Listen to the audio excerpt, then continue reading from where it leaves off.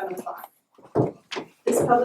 This public hearing is a way for the Planning Commission to get more information on the decision they must make based on the review criteria. Please sign up if you wish to make oral testimony for or against or comment in any way at the public hearing by signing up on the sheet at the table near the entry door. There's a specific procedure to the hearing. These conform to state law for public meetings. Please come to the table at the front of the room and clearly state your name and address into the microphone for the record when you're invited to do so. Speak loudly and clearly so staff, the commission, and audience can hear you. Tips for written testimony go for oral testimony as well. You may be given a designated amount of time for your oral testimony. This can be as short as 3 minutes. There is no need to read written testimony aloud if that testimony has been submitted prior to the meeting, as it has been submitted and entered into the record prior to the hearing. Please do not repeat testimony that has already been heard by the staff and commission at the hearing. If you choose to bring written testimony to the public hearing, please expect the staff and planning commission to keep the materials for the record. The following format will be used. The public hearing will be opened. Darwin will give the staff report and recommendation and take questions from the commission to the staff. The applicant is invited to present. We open public testimony, pros first, con is second, and we accept neutral. Then there's rebuttal, and then further comments from staff. The hearing will then be closed to all testimony. The commission may discuss the issue amongst themselves. They will then either make a decision at that time or continue the public hearing until a specific time, or take the matter under advisement and announce the recommendation at a specified time. Failure to raise an issue in person or by letter at some point prior to the close of the hearing on the request, or failure to provide statements or evidence sufficient to afford the decision maker an opportunity to respond to the issue prior to the close of the hearing on the request, precludes an appeal to the Land Use Board of Appeals LUBA based on the issue. If your testimony would be repetitious but you would like the opportunity to appeal the commission decision, you must sign the hearing sign-in sheet located by the entry door. Only those who have appeared before the commission in person or have indicated their interest in writing or are on our Zoom call or meeting call will be allowed to appeal. Our role as the Planning Commission is to coordinate and ensure that interested parties can offer relevant evidence in a timely and orderly manner. We will identify the subject in the order itemized on the agenda, and we will announce when the public hearing portion of the item is open and request that anyone interested in speaking to state their interest in the matter being considered.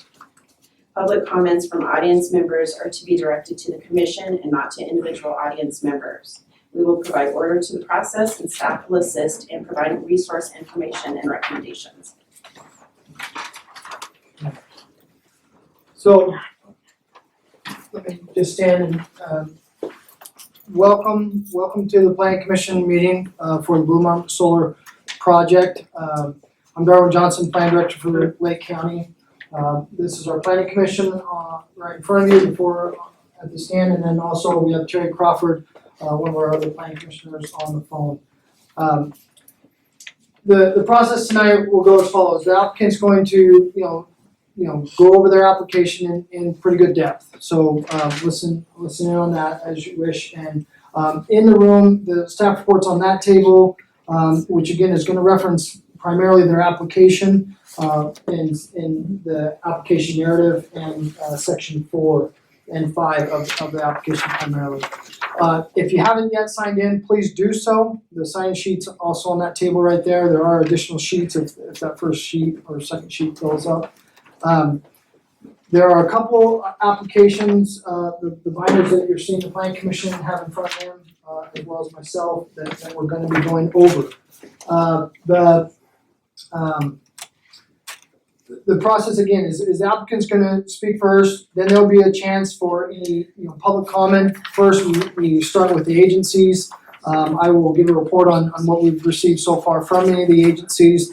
That were notified, and then there'll be an opportunity, for anyone that's neutral or anyone that's either for or against the application. You do see that I have a timer on here. Just there are obviously a lot of people in the room. Been to a Board of Commissioners meeting or a Planning Commission meeting, you often know that there is a timer set just to try to keep things moving along. All as Chair Allison Parks Rudolph has stated that, you know, the comments should be directed towards the criteria. And that is because, you know, the criteria is what they have, the planning commission has to base the decision on. If, you know, if they could, they just based on personal opinion and feeling, as I think most people would want to do. But they have to base their recommendation to the Board of Commissioners based on the criteria that is for this application. Which application is actually was a three-part application. One for the conditional use permit for a solar generation facility, as well as a goal exception to our comprehensive plan, which is required by state solar rule, which we will go over in depth further later in the meeting. The Planning Commission is, in this case, which is a rare case, but they are, in this case, not the decision maker on this application. They will give a recommendation to the Board of Commissioners, who then are ultimately the decision maker at the county level.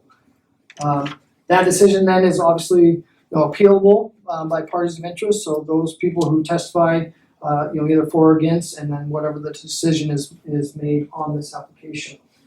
It's a combined and consolidated process, so Planning Commission will be given a recommendation both on the conditional use permit and on the goal exception, which is a comprehensive plan change. There was a third part to this application, which was the variance request for setbacks for where the substation would be located on South 9th Street. But that portion of the application has been withdrawn. So anyone that had concerns about the substation and being close to Stock Drive shouldn't have to worry about that so much. So with any housekeeping or questions you might have of me before I go over first the staff report, and then after that, then we'll turn the time over to the applicant. Again, for public comment, this is the first of at least 2 other meetings, possibly more than that. The Board of Commissioners obviously can't make their decision until notice again is sent out to all of you and all adjacent owners and agencies as well. So the Planning Commission is going to hear testimony obviously tonight, and then they can either make a recommendation tonight, or they can postpone that decision to another meeting, which again Allison read would be at a time and date set tonight, and then again notice would go out on that. So are there any questions before we I have go a on? question. I didn't receive one of these notices to landowners. Okay. Joe Cosentino, by the way. Okay. And I'm wondering if there could be a short extension so I can actually And you're submit. and you're formal saying comment. you're an adjacent owner and didn't Oh receive yeah, those? I'm encircled by the solar facility. Yeah, so not sure why you didn't get it. Yeah, I but, don't know why either. I've been getting other correspondence with this. Yeah. Well, we'll check that. I used the most available data from the assessor's office. We went at 750 feet from the project site. If you're close, then I'm not sure, but we'll figure that out. And again, this is the first of many steps. And I'd just like to have this is a comments couple included months. in the first meeting if Yeah. I could. Yeah, and you're here Short and extension. Yep, and the extension is going to, likely, like I said, if they make a decision today, they could do that, but again, that's not the decision, that's just moving it forward. And- I understand. Darwin, can we make an extension allowing the comments to be included? Oh, yes, yeah, That and, you include? I'm sorry, that is, I didn't make that clear. This is the first opportunity to make comment, but there will be those additional comments, the Board of Commissioners is still an open comment period. I just like It's my not gonna comments close included once in they give a this. recommendation. It's not gonna close once they give them the recommendation, let me be clear on that. Certainly, it's best, if we keep this moving forward, that the applicants know what they're, facing, and as well as, the Planning Commission, Board of Commissioners. The Board of Commissioners aren't gonna wanna, hear things right at the last minute, but they certainly will, appreciate having, you guys comment, often and early and according to the criteria that's in the record. Just to make clear, sir, you want your written comments included. Yes, sir. And I think that's appropriate, in a reasonable time following the meeting that they. Yeah, And we'll go over within that a few at the- days. Yeah, we'll go over, the Planning Commission as well as staff will go over that as we get near the end of the meeting today, and we'll discuss, how we wanna move forward. Thank you. Melvin, could you further explain criteria? Yeah, so criteria, so, any land use decision has a set of criteria that has to be addressed, has to be met to, either approve it or deny it if it's not met. And so, the conditional use permit itself has criteria, we're gonna go over that, the applicants have addressed all the criteria, both for the conditional use permit as well as, the comprehensive plan, and goal exception. And so, as we go over that, again, the copies are found in here if you wanna follow along. They've got a PowerPoint that will probably go over some of that as well here in a minute. But the criteria is the way in which the due process is met, where the planning commission and then future decision by the board of commissioners is made according to the law, and the law is the criteria. So if the law is met, then you would get an approval. If it's not met, then you'll get a denial. So if you feel that it's not meeting that criteria, you address the criteria and give these guys reason to accept that testimony, that evidence into the record as why it wouldn't meet the criteria. If it does meet the criteria, then what this board would also try to do is put good conditions in there to try to eliminate any negative effects or potential negative effects that might occur because of it. A lot of that has to do with setbacks. A lot of people are concerned about setbacks, and so we can go over that a little bit later. And obviously decommissioning or wildlife or other things. And we'll go over all that as we go. So, as we continue on, if you need to get a break, certainly can come in and do that. Again, sign in if you haven't done that. That'll give me a list. Again, if you're not for some reason on the adjacents list previously, then we'll make sure anyone that signs in today will get a notice. So of this moving forward. So. Other than that, anything else you think we can do? Okay, so let me grab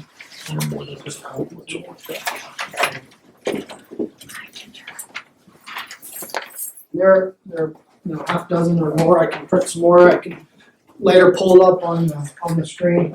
Let me go over this real quick as the summary. So this is one of the longer summaries we have.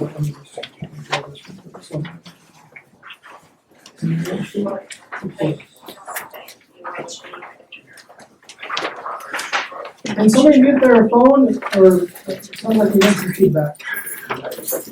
So this is a summary. This is a public hearing concerning an application by Blue Marmot 9 LLC to establish a photovoltaic solar project utility facility which requires a bill-free exception, which is a comprehensive plan change, including transmission line 2, and also being proposed substation. I mentioned before that the variance has been removed, so let's move that part. The Planning Commission will review all project components for the application submitted and give a recommendation to the County Board of Commissioners. If later approved by the Board of Commissioners, the exception will allow a photovoltaic solar project to be established on a parcel greater than 320 acres but less than 1,920 acres of non-arable land, approximately 575 acres in size. Commercial utility facilities and other facilities for the purpose of generating power for sale are allowed as conditional uses under the Lake County zoning ordinance articles 3 and 24, the Oregon Revised Statute 215-283, and Oregon Administrative Rule 660, Division 33, 0130, subs 5 and 38. And a decision will be based on the application meeting the applicable criteria. The proposed solar site would be located on Township 38 South, Range 20 East, tax lot 4100, and also 4102, which is in the A2 agricultural use zone. The substation would be on Township 39 South, 20 East, Section 21, quarter sections AA. Also tax lot 1500 and 1200, which is an A1 exclusive part use zone. The notice of public hearing has been mailed to all adjacent property owners within 750 feet in the A1 and A2 zones and 250 feet in all other zones for which the transmission line may cross. which notice included maps, a list of the adjacent owners to the project site, as well as transmission line. Notice is also provided to all affected agencies, local, state, and federal, and a 35-day notice in advance of this hearing to the Department of Land Conservation Development, DLCD. The application materials are available on the land use plan page of the county website and in the county office in the courthouse between normal business hours and during the hearing. This staff report was addressed, which addresses all the criteria and recommendations for the decision, was available 7 days ago. And if you have any questions, you can contact me also here. So, sorry for that long intro, but I do have a few folks on the Zoom meeting. Paul Salio from Jacobs, right? And then Paul Stern from New Sun Energy, and Timothy McMahon from Stoll Reeves, attorney for the applicant. I could go over in depth the staff report, but what I will tell you in a summary of the staff report is that each of the criteria that I mentioned before in the summary is referenced in the staff report, and then referenced furthermore into the application narrative and sections 4 and 5 of the applicant's application. So later, as the planning commission moves this to the board of commissioners, I will likely copy, and include any findings that you make or that the applicant, that you agree with would move into that larger staff report. This is summary to keep you focused on the applicant's burden of proof and the criteria that they make a response to in their application. So the staff report is again just going to go over those points that need to be addressed, and then we've got a list of attachments up until the date that the application was written, which included many emails already between the applicant or the F&W, as well as a few other attachments. Also included was the map of the project location, transmission line running down Bradley Hill Road, turning east on Missouri, and then further south through some private property down to Highway 140, then heading again east down to Roberta Road, which would then travel south to Stock Drive, and then further east down Stock Drive to the substation location. So again, all adjacent owners to that area were notified according to the greatest data I had available to me, which again, I'm not sure how we missed it, but somehow that always happens. So, but I will certainly make a record of that, and we'll get your comments into the record. So, is there any questions of me as we go before we turn the time over to the applicant? Any first thoughts? Certainly, I'm here to answer any questions that we move forward. Any thoughts? I have a question. So these guys can talk all night long? Yeah, they could. They probably don't wish to, but yeah, they could. Are you guys sitting with you now? Do not talk on it. No desire to do that. Please. Okay, good. Yeah. Alright, Richard brought up a good point. Okay. As far as him talking, how long do they get to talk? So that's up to the chair. By show of hands, how many do we would like to speak tonight? We've done this in the previous meeting I've had, so roughly 10 of you or so. If you limit it to even 6 minutes, that most people should be probably pretty close to their comments within 6, maybe more, but that would take an hour, if we did 6 minutes. You can concede your time and give it to somebody else if you didn't have a full 6 minutes. You can say a lot in 6 minutes. Not And you can also say, I agree with. yeah, you can make and again, this is the first of multiple opportunities. The Board of Commissioners cannot, say, oh, well, you didn't speak in the Planning Commission meeting, I'm not gonna hear it now.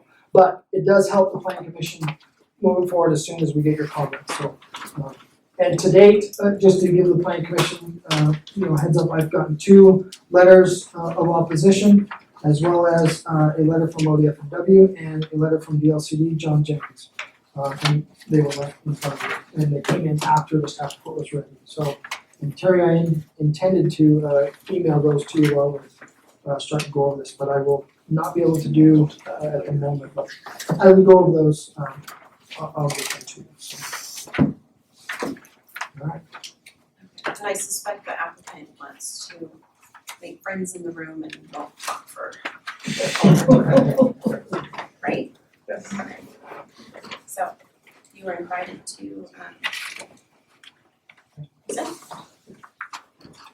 Did we get, Holland from the, Yeah, so, audio issues figured out? So, can either of you hear me? If you can hear me, I put in the chat line the phone number to call in. That should still work. Hopefully that will, both Paul, Tim, both Pauls and Tim, if you could use the phone number, which is the 877-411-9748. There's an access code of 8540. I haven't heard the phone beep, so I'm assuming neither of you is joined that way yet. Not sure why this is not working.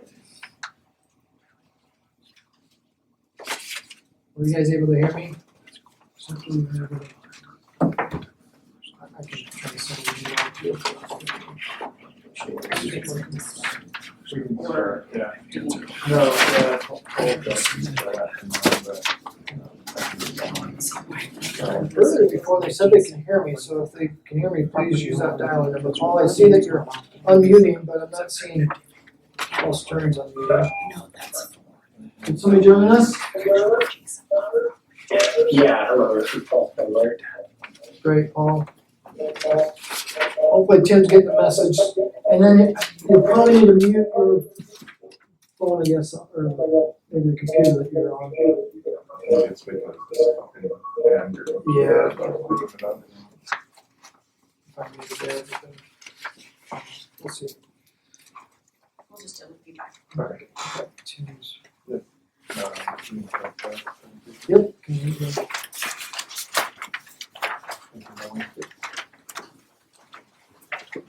So I'll try and make this quick. Well, you don't have to rush. Yeah. My name is Logan Day. We'll do another introduction in a second. Thank you for your time tonight, for joining us and hearing our first public hearing. We'll kind of walk you through an overview of the project, and then we'll go through some of the items we have in our application. Starling, or so this is just an overview. We'll do introductions, I'll give you a little background on the company, and then we'll kind of walk through the project. Just keep going. That far. Sorry. That far. Yeah, perfect. So my name is Logan Day. I'm the project development manager at EDP Renewables, working on the Blue Marmot project. I'll do Paul and Tim's introduction since they're on the line. Paul Salo is the senior project manager with Jacobs Engineering. They're our primary contractor for everything permitting related. And then Tim McMahon is senior counsel with Stoll Reeves, and then I'll let Max introduce himself. And hi, I'm Max Yaplik. I'm also an attorney at Stoll Reeves and project counsel at EDP Renewables. Just a quick overview of EDP Renewables. So EDP Renewables is a company that owns Blue Marmot. We're the 4th largest renewable energy developer in the US, or in North America. We've got 58 wind farms, 8 solar parks, kind of throughout North America. So we've got a long track record of building and owning and maintaining projects over their lifetime. Our headquarters is down in Houston, Texas. We've got several regional offices. So if you can click. This is just kind of an overview of where all of our different projects are. Also, I know that's really small. I'm happy to provide you with this presentation after the further. So I'll briefly go over the project description and kind of the different components as an overview, and I'll dive into each of these respectively. The solar park itself is a 50 megawatt project. It's on about 575 acres. 50 megawatts generates, just for your reference, about enough energy for 12,000 homes in Oregon. And the project would last about 35 years, like Darwin mentioned. Where it sits is what requires the goal 3 exception for zones A1 and A2. We'll talk more about that later. The project will be connected to the substation, the project substation, via 34.5 what's considered medium voltage collection lines, and the project substation would sit down off of Stock Drive Lane. You can go ahead. This is an overview map of the project. You've got the Byway site up to the north, connected via medium voltage collection down to the project substation to the south.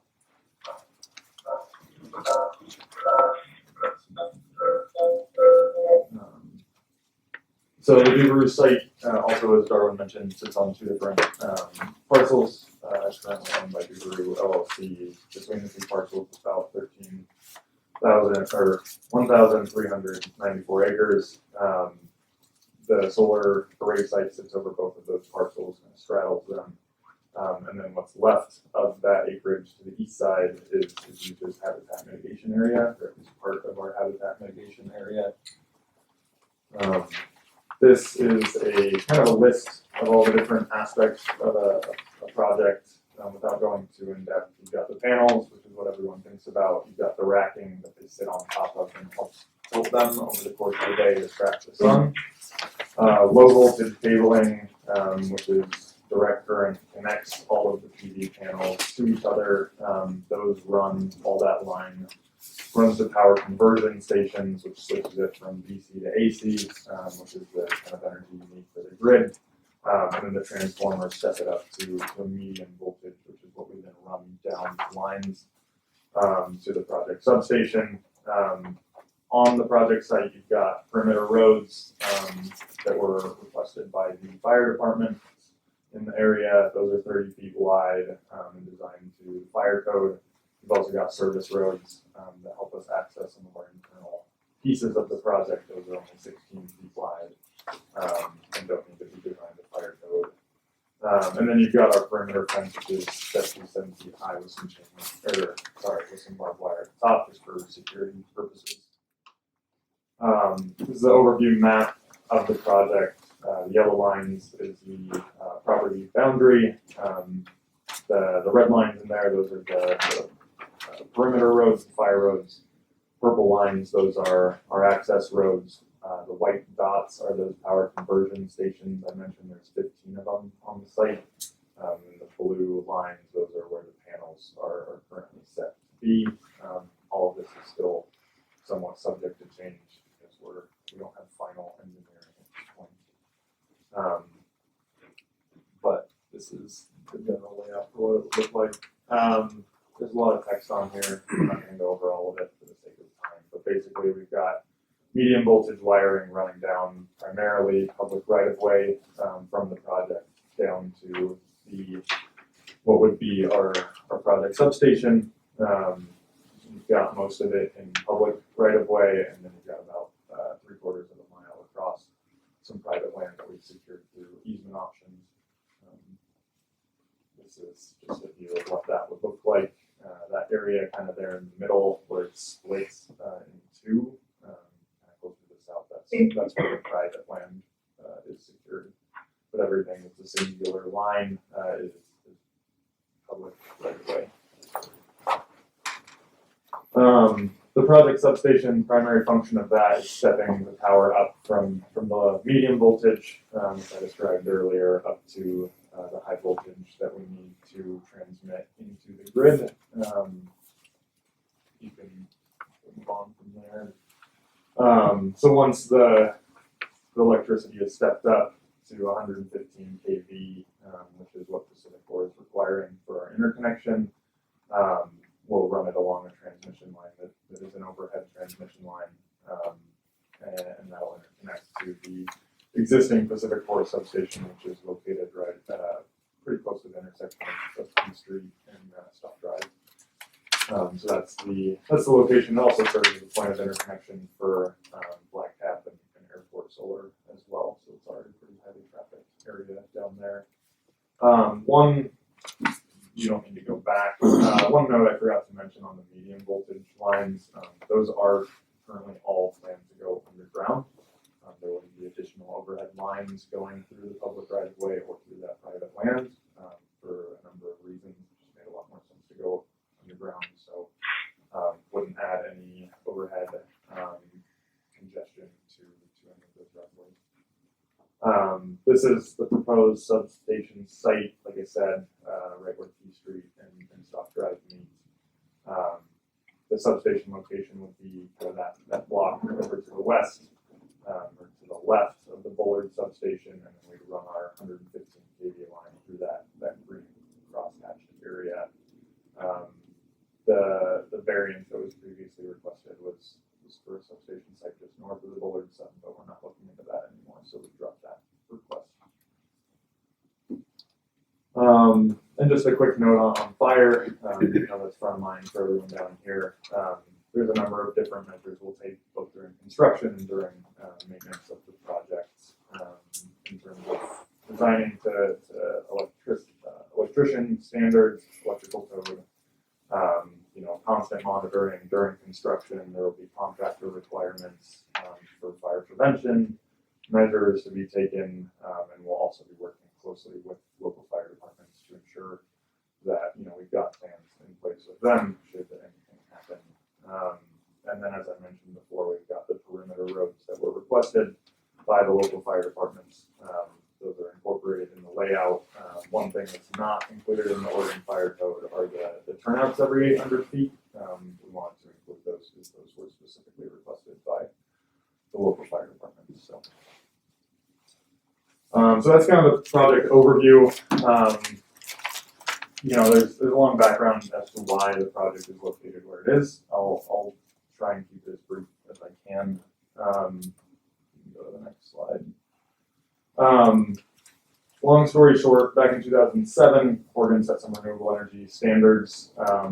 Because of those standards, a number of utilities in the area started issuing requests for proposals. Our business model as a DPR is to bid projects into those requests for proposals. And so with utilities looking for renewable energy, we were looking for ways to build renewable energy in the area. It's pretty clear, data shows that Lake County is actually the best solar resource in the state. That's probably why you see so many solar parks down here. And so we started working with local landowners to see if there was anywhere we could build a project down here. After some initial negotiations with landowners, we decided that it was feasible. We ended up bidding a project into Portland General Electric RFP, and we were selected for that RFP. Go ahead. PG&E in their procurement request wanted smaller projects. The project was originally constructed as 5 separate 10 megawatt projects. 3 of the sites of those 10 projects, or the 5 projects, were located on irrigated ag lands, which we very quickly realized after we had won the contract with PG&E was a mistake. We realized that we should not have sited the project on irrigated ag, and we pretty immediately started requesting from PG&E that we move the project off of irrigated ag and onto a single site. And we were denied that request several times, and because of that, had to continue focusing on trying to make a project feasible on the 5x10 with 3 of the sites on irrigated ag. And then just earlier this year, PG&E finally had a change of heart and allowed us to switch to a single 50 megawatt layout for our project. And so that is when we made the switch to the Dubru land and having all 50 megawatts at that site. You can move on to the next one. So the Dubru property was always going to host a part of the project. When we were on 5 separate sites. It was gonna host 10 megawatts. But we had selected it, in the hope that we could if we could eventually consolidate, we would move it up to the deeper land. Through some initial engineering, and resource, measurements, we realized that the west side of the Dubru property was more conducive to building solar. The eastern side has a number of undulations and wetlands that would make it pretty difficult to build solar there. And so that's why we cited the project, and conducted all the surveys necessary, on the western side, which is where you see it now, and then we're gonna use the eastern side for our habitat mitigation area. That lends itself to the alternatives analysis. Like I mentioned, we wanted to select a site that would allow for 50 megawatts if we were allowed to do that eventually. Makes a lot more sense for us to do projects all at a single site, and so we wanted to leave that as an option. And when we were looking for sites that could host all 50 megawatts, there were a number of criteria that we looked for in a 50 megawatt site, which if you can go to the next slide. So in terms of siting criteria, there is a maximum distance. We basically set a radius of about 10 miles around the Bullard sub. Bullard sub is where we had interconnection opportunity. And so we wanted something within 10 miles. The further you move out, the longer your collection lines are and the more losses you have. It just becomes a lot more difficult from an engineering standpoint. We also wanted to keep it in the Goose Lake Basin. Didn't want to move it up into the mountains because that also produces issues from an engineering standpoint as well. Avoiding public lands with higher level of natural resources, avoiding steep slopes, and then wanted, like I said, for the 50 megawatt site to have at least one option available to us that was 1,000 acres or greater, allowing for both the site and what we knew would be required habitat mitigation acreage as well. And then we also wanted to avoid, areas with water rights. So, Jerome, if you can go to the next slide. So this is a very hard to look at map, I'll admit, but basically it shows any of those properties that you see are over 1,000 acres and meet the first 5 criteria. And so those are all technically potential options within the 10-mile buffer that we had set. But if you go to the next one, everything but Dubru has water rights currently apportioned to it. And so that really does leave Dubru as the best site for a 50 megawatt solar project in a 10-mile vicinity of the Bullard substation. So that is the alternatives analysis we went through to arrive at that, and it's further detailed in the application. In terms of benefits to the county, there are a number of them, both during construction and during the life of the project. 140 construction jobs are estimated at the peak of construction. 140 additional jobs are predicted to support those construction jobs. The way we came up with these predictions is what's called an in-plan model, which is widely accepted economics benefit model. And so that's where these numbers come from. Happy to provide additional details around that. It also predicts that there is a large enough workforce in the county that a majority of the construction jobs would come from within the county. It's 50 to 70%. As part of that, approximately 26 million in new spending in both labor and materials would come from the county as well. So there'd be an influx of roughly 26 million just during that 9-month construction period. And then for the out of county, the non-local workers, there'd also be about 1.9 million projected in new spending during construction for all those folks coming in and buying food, staying in lodging, things like that. So that's construction. And then during the operation of the project, in 35 years, there'd be 2 permanent jobs created, and then the in-plan model estimates that there would be an additional 1.5 jobs created off that. Not a lot of jobs, but there would be additional jobs added. The real benefit comes from the fiscal impacts, which over the lifetime of the project average out to about $433,000 annually in additional revenue to the county. That results in approximately a 3% boost every year to county revenue. And the one maybe upside to only having 2 jobs is that all of that tax money is coming in without any sort of real drain on the tax money. So you're not needing a bunch of new teachers to teach a bunch of new kids or anything like that. All that money is just kind of going into the county for use of the existing residents. So this is a table that I don't plan on running through all right now, but you can see in it that school districts benefit, library, cemetery, health, hospitals, fire protection are all receiving some portion of these funds. And this is taken from the 2020 tax breakdown that we received from the assessor. And then I'll finish up with just kind of a couple final studies, analyses that we've done. Glare study, glare is a big concern, obviously, for a number of folks, people that live around the project, people that drive around the project, and then also, local airports. We had a third party assess the glare prospects from this project, and they basically came out saying that there's no expected glare off of this project that would negatively impact any of the surrounding residences, any of the nearby airports, or any of the surrounding roadways. That glare study is an attachment to our original application. You want to go to the next one. This basically just says everything I just said. In terms of the habitat mitigation plan, like Darwin mentioned earlier, we did receive a letter from ODFW earlier today. Their letter of approval of our habitat mitigation plan for this project.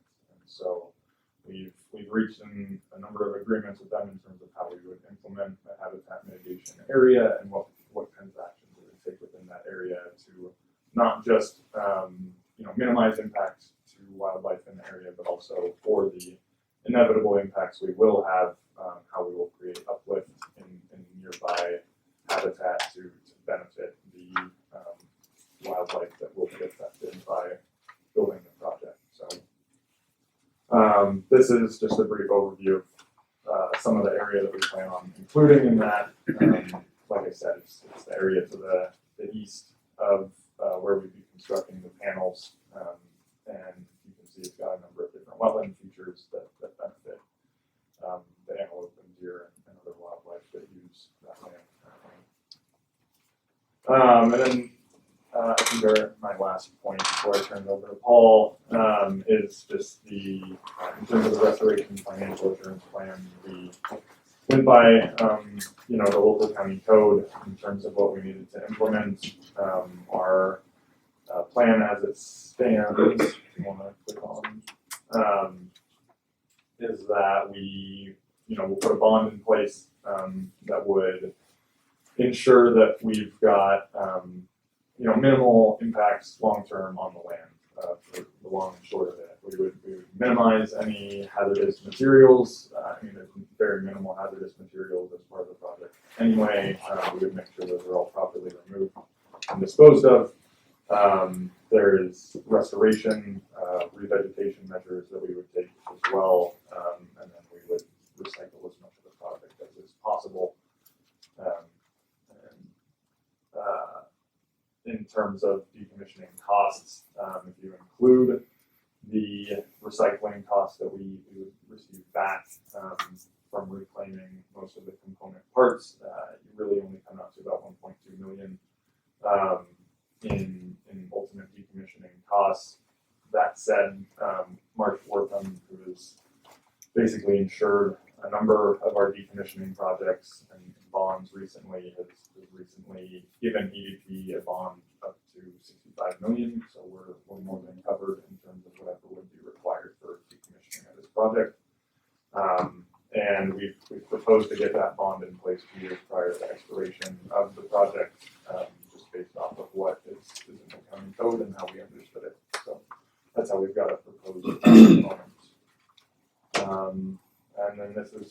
to my last slide, and then I'll let Paul speak. You guys pretty much get this. We submitted our application on the 18th of June. We had our open house last week, which a number of folks in here attended. We've got our planning commission meeting tonight, ongoing permitting hearings over the next couple months, and then we do plan to start construction in April of next year, as we've got some commercial deadlines near the end of next year to have this project built and operational. So that is my bit. Paul, hopefully you're on the phone. Yep, I'm here, Logan. Darwin, I wanted to confirm you could not hear me through Zoom, is that correct? Yeah, unfortunately, I'm sorry, this is the first time we've used it. We used to use GoToMeeting and commissioners got hacked last time they did that, so we switched over to this and apologize for not having it working correctly before we started. No problem, no problem. I'll be starting on slide 40, please. Yep, I'm there. And we'll start off by saying, good evening. I'm hoping everybody can hear me and the audio is working well with the phone. I'm Paul Byway, I'm Senior Project Manager and Land Use Planner with Jacobs Engineering. My office is in Portland at 2020 Southwest 4th Avenue 97201. It was my team at Jacobs that took the applicant in preparation of the application before you tonight. I'll be describing project compliance with some of the relevant review criteria. And I want to emphasize some because, as you've likely seen, application is voluminous and there's a lot of applicable criteria. So I'm going to be focusing on what the applicant feels are some of the more important criteria, but obviously look forward to your questions on anything not covered in the presentation. Before I jump into that, just a couple of quick thank yous. First of all, thank you to the Commission for your time and consideration. And then specifically, thanks to Darwin, we pretty consistently hassled him and pestered him with questions, me specifically, and he was very helpful and I think helped us understand your rules and your review and approval process. Can everybody hear me all right? Yes. Yeah, okay. So on slide 40, essentially just summarizes what is in the application. As Darwin said, there are two separate requests, one for a conditional use permit to construct and operate the project, and then the second is for a goal-free exception for the portion of the project in Lake County's agricultural zone. Next slide. As I mentioned, there are a variety of criteria that apply. First of all, for the conditional use permit, there are criteria in various articles and sections of your zoning ordinance, also provisions in your comprehensive plan. These are all addressed in the application.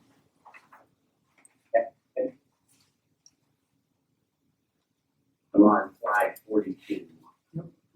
Still on the conditional use permit, there's also applicable provisions in state law, which Darwin talked about, both in Oregon revised statute and in administrative rules. Again, these are all addressed in the application. And then finally, there are specific requirements in an Oregon administrative rule for the goal-free exception. These are addressed in the application as well, and my colleague Tim Mann will discuss them later in the presentation. Next slide.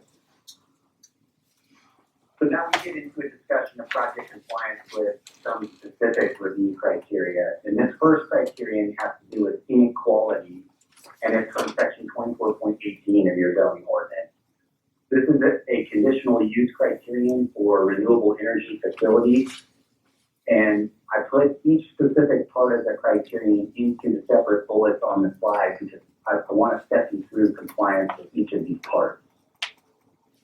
So first of all, the Blue Mountain Solar Project has been designed and will be operated as compatible as practical with surrounding scenic resources.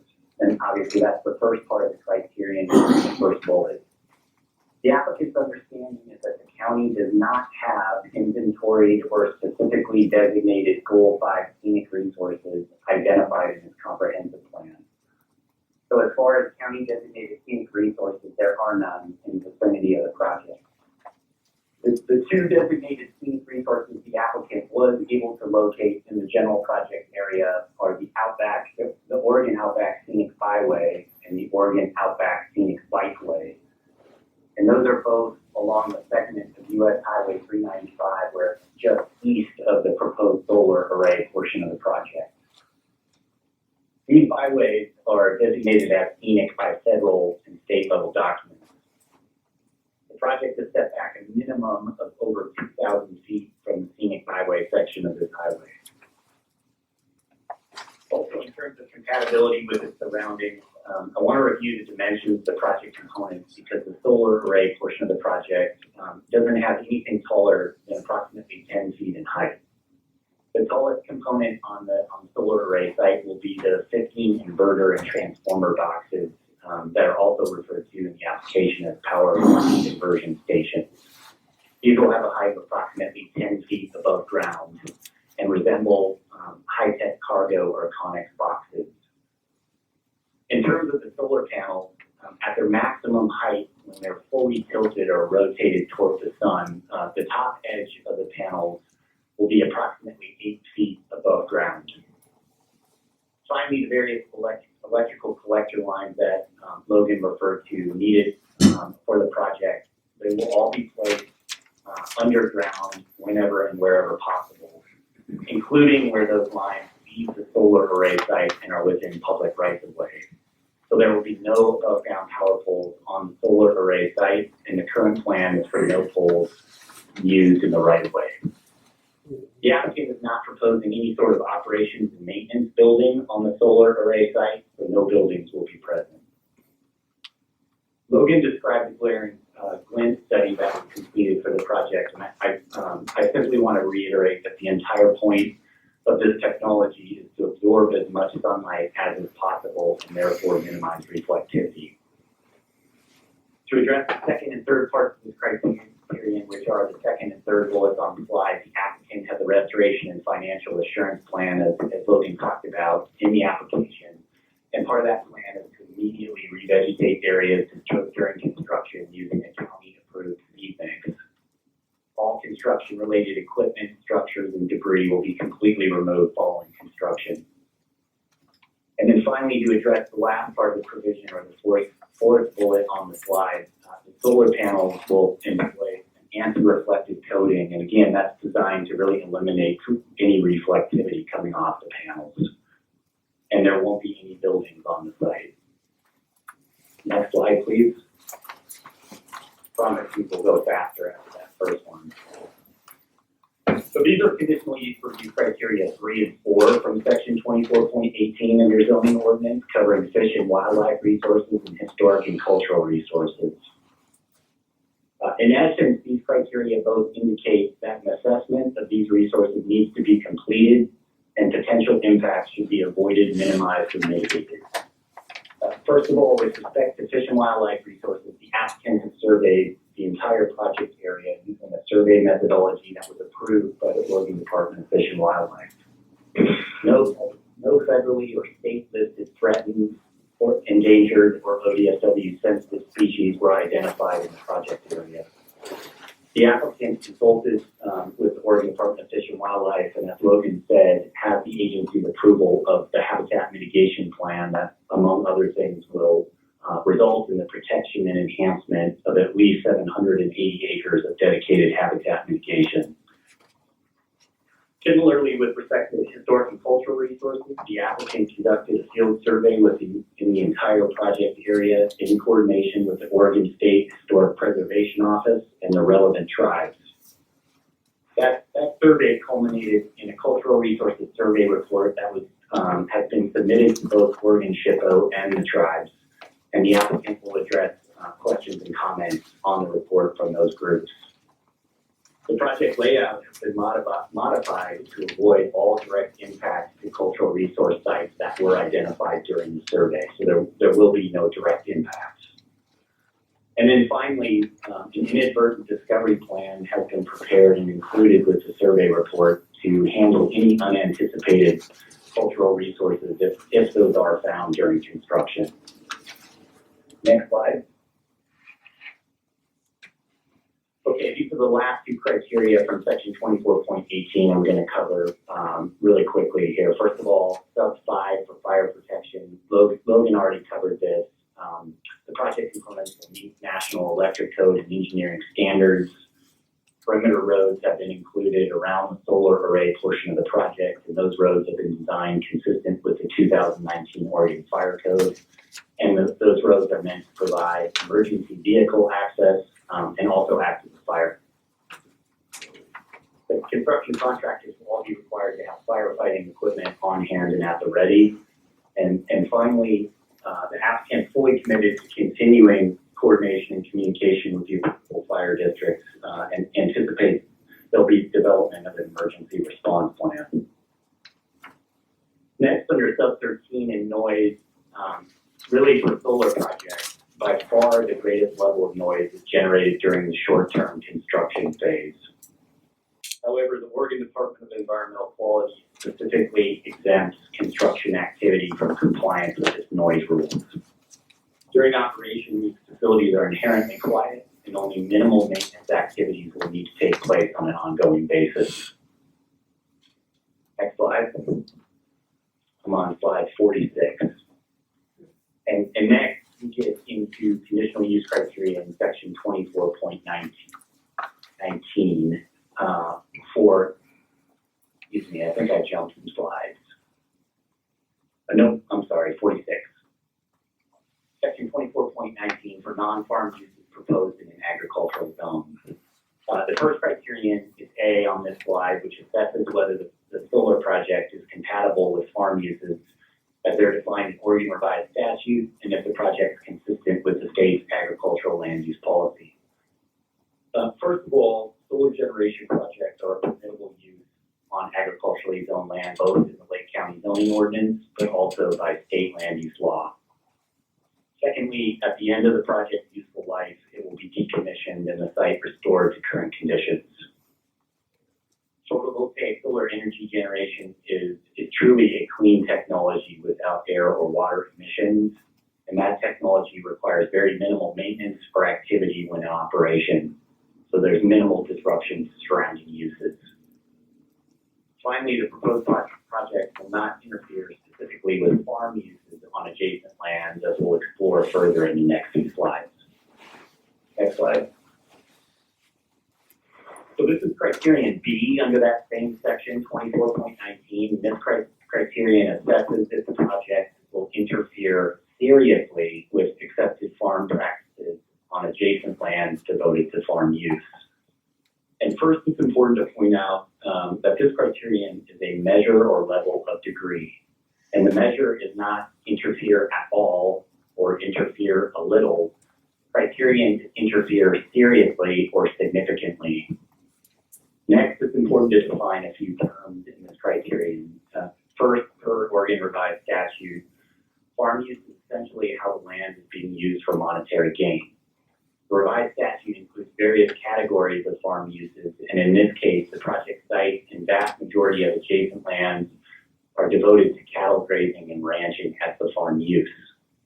This was determined through an assessment of farm and land uses conducted by the applicant through a review of aerial photography, interviews with the project's underlying landowner, and a ground reconnaissance from various road rights of way surrounding the project. Next slide. So this should be slide 48, and is a very colorful and distracting map, but this shows the results of the farm assessment. The project perimeter fence is kind of hard to pick out, but it's in the middle of the map, and it's the black dash line. The tan color across the majority of the map is land that the assessment showed is grazed by cattle. Light blue is area developed through some other specific use, such as the landfill to the north, there's a quarry to the east, and a portion of the prison property to the south. The orange properties have an existing residence, but obviously they are also within an agricultural zoning district. And then the nearest crop circle is located approximately a half mile to the northwest across Thomas Creek Road. That property shows up. You can see a little bit of green up in the top left corner. takeaway point here is that cattle grazing again is by far the main farm use on adjacent lands. Next slide.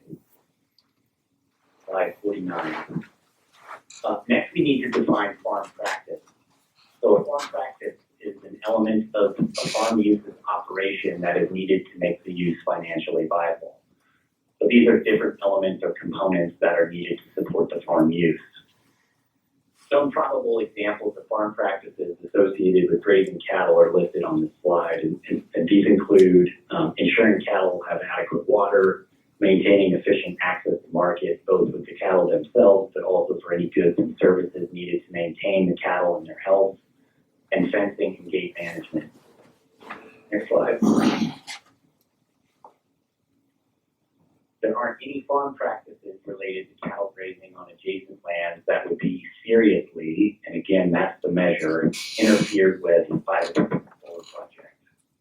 Again, solar technology does not result in emissions to adjacent lands. Any increase in traffic will be limited to the temporary construction phase of the project, and the project security fence will ensure cattle remain on adjacent lands. Next slide. The next and final criterion I'm going to review from section 24.19 is sub C, which ensures the project does not materially alter the stability of the overall land use pattern of the area. Based on the applicant's understanding of how the county has interpreted this previously, the area is defined as Lake County. Using the area of the county and the areas that are privately owned and used for farms, the 575 acres of agriculturally zoned land used for this solar project constitutes approximately 0.05% of privately owned land in the county and 0.08% of private land in farms. Since one of the main land uses in the county and directly adjacent to the project is agriculture, the analysis in response to this criterion is focused on agriculture. The solar project could alter the stability of the overall land use pattern if it caused a substantial increase in the cost of agriculture, undermine the local economy such that agricultural uses are directly or indirectly forced out of business, or were so noxious and damaging as to render agriculture impossible.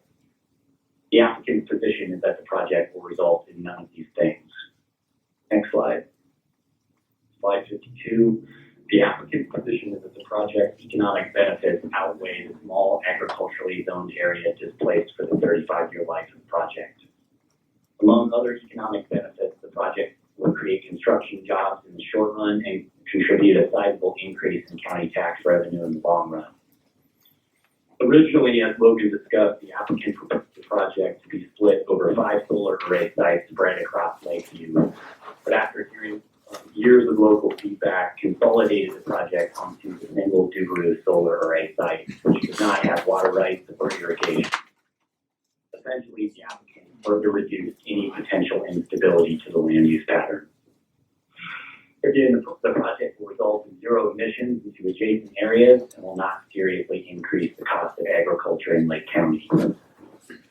Next slide. Slide 53. The next few slides address some of the newer state-level solar siting requirements enacted with House Bill 2329 back in January of 2020. These requirements are codified in Oregon Revised Statute 215-446. Again, these requirements are all addressed in the application. The first set of requirements mandate consultation with Oregon Department of Fish and Wildlife regarding wildlife habitat impact mitigation and require a project-specific mitigation plan. As we talked about, the applicant has taken all the steps needed to comply with these requirements, including ODFW's approval of the habitat mitigation plan. The second set of requirements on this slide address historic, cultural, and archaeological resources. Again, the applicant has conducted a complete cultural resources survey and continues communication with Oregon SHPO and the relevant tribes. Next slide. And then this is my last slide. The next set of requirements under ORS 215-446 have to do with project retirement and site restoration. And Logan talked again about the project's restoration and financial assurance plan, which describes how the project will be retired, site restored, includes decommissioning cost estimates, and provides a letter of assurance demonstrating the applicant's financial wherewithal, therefore satisfying these requirements. Again, that's my final slide. The next portion of the presentation will be focused on the goal-free exception request, which Tim McMahon will discuss. And again, I want to thank you for your time and consideration.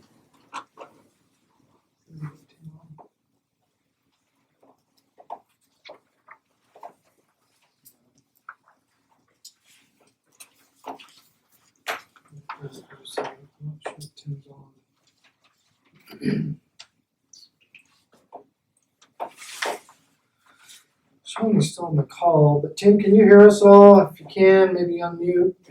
Looks like your phone's muted. You'll need to dial in on the phone number that's listed in the chat. I've not yet once seen his phone unmute. Phone with him that I can just call over.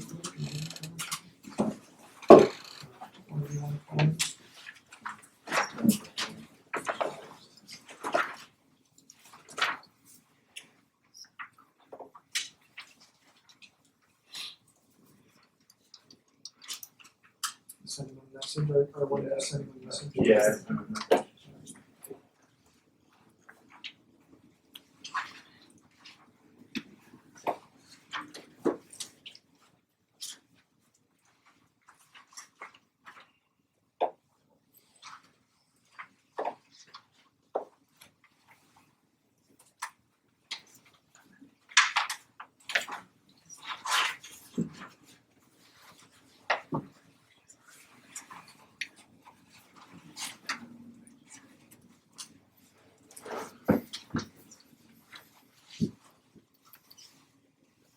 You guys have both those numbers available? Okay. What's the phone number, Darwin? It is 877-411-9748. And the access code is 803-8540. If they're not on, can we just rock on and just keep going? Yeah. Skip him. He'll need to give the goal through exception portion. Don't you have something to say? I do have something to say. Yeah, let's just keep going, so we're not wasting any time. Well, yeah, it'd be nice if we could have Tim speak since, we prepared for the presentation to be held virtually. So, if we can do that, that'd be ideal. I'd like to give another couple minutes, and if he can't join, then I'll jump in and we'll keep going.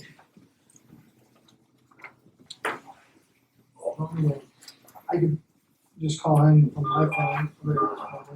Alright, can you hear me? There we go.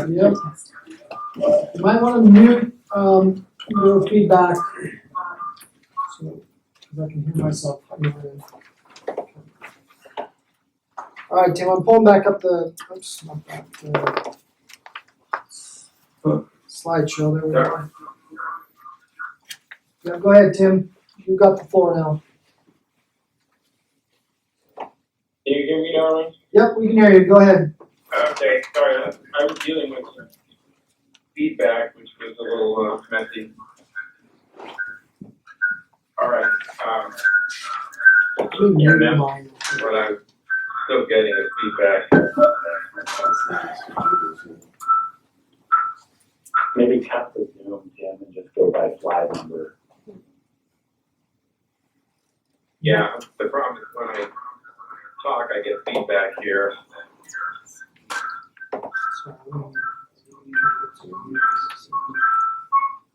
Okay, go ahead. I think I'm gonna be muted on my end, so. Call my number.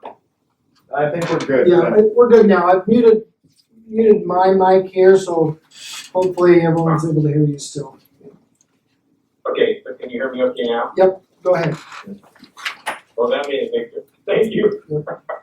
All right, everybody can hear me now, right? That's correct. Okay, good. All right, so Darwin, I'm picking this up at slide 56. Yep. Again, sorry for the tech. That's correct. Yeah, Civic Manager report. I appreciate your attention tonight. Darwin, thank you for helping to facilitate this. I will try and move through the goal tree exception part of this as quickly as I can. This is a fairly, legalistic process, and series of questions. So, it might be good to kind of address questions to me after this is over if there's any ongoing confusion. The application material, section 5.4 includes the goal tree exception. So hopefully you all have that handy, and that will help me just get through this without too much detail. And again, if somebody can just raise a hand if for some reason you can't hear me, that'd be very helpful. Okay, you're all good? Yep. Okay, so just by way of background, goal 3 applies to agricultural lands. The exception that we're requesting is for approximately 575 acres out of the total 610 total project areas per acres within the county's A3 and A2, or A1 and A2 zones, which are the so-called EFU zones. Oregon's land use planning goal 3 requires counties to identify farmland and designate agricultural zones, and an exception is required for this facility because the facility is proposed to more than 320 acres of non-arable lands. So I'm going to back it just a bit and make sure about this, I don't know what the goal 3 exception is about. Statewide goal 3 was adopted as the basis to regulate agricultural lands, and other specific uses, including energy generation, are allowed in agricultural land with a conditional use permit. As Darwin indicated very well at the beginning, this is a criteria-based process, as is the rest of the process you've heard from Paul Salo, and the criteria themselves are spelled out in fair detail in our application. Early state policy and local codes acknowledge that certain uses cannot be accommodated in urban areas, and the conditional use process and goal 3 exception process regulate those areas in rural areas. Goal 3 exceptions are only allowed when the use itself is allowed, either permitted outright or through a conditional use permit. In other words, you can't take a goal exception for an outright prohibited use.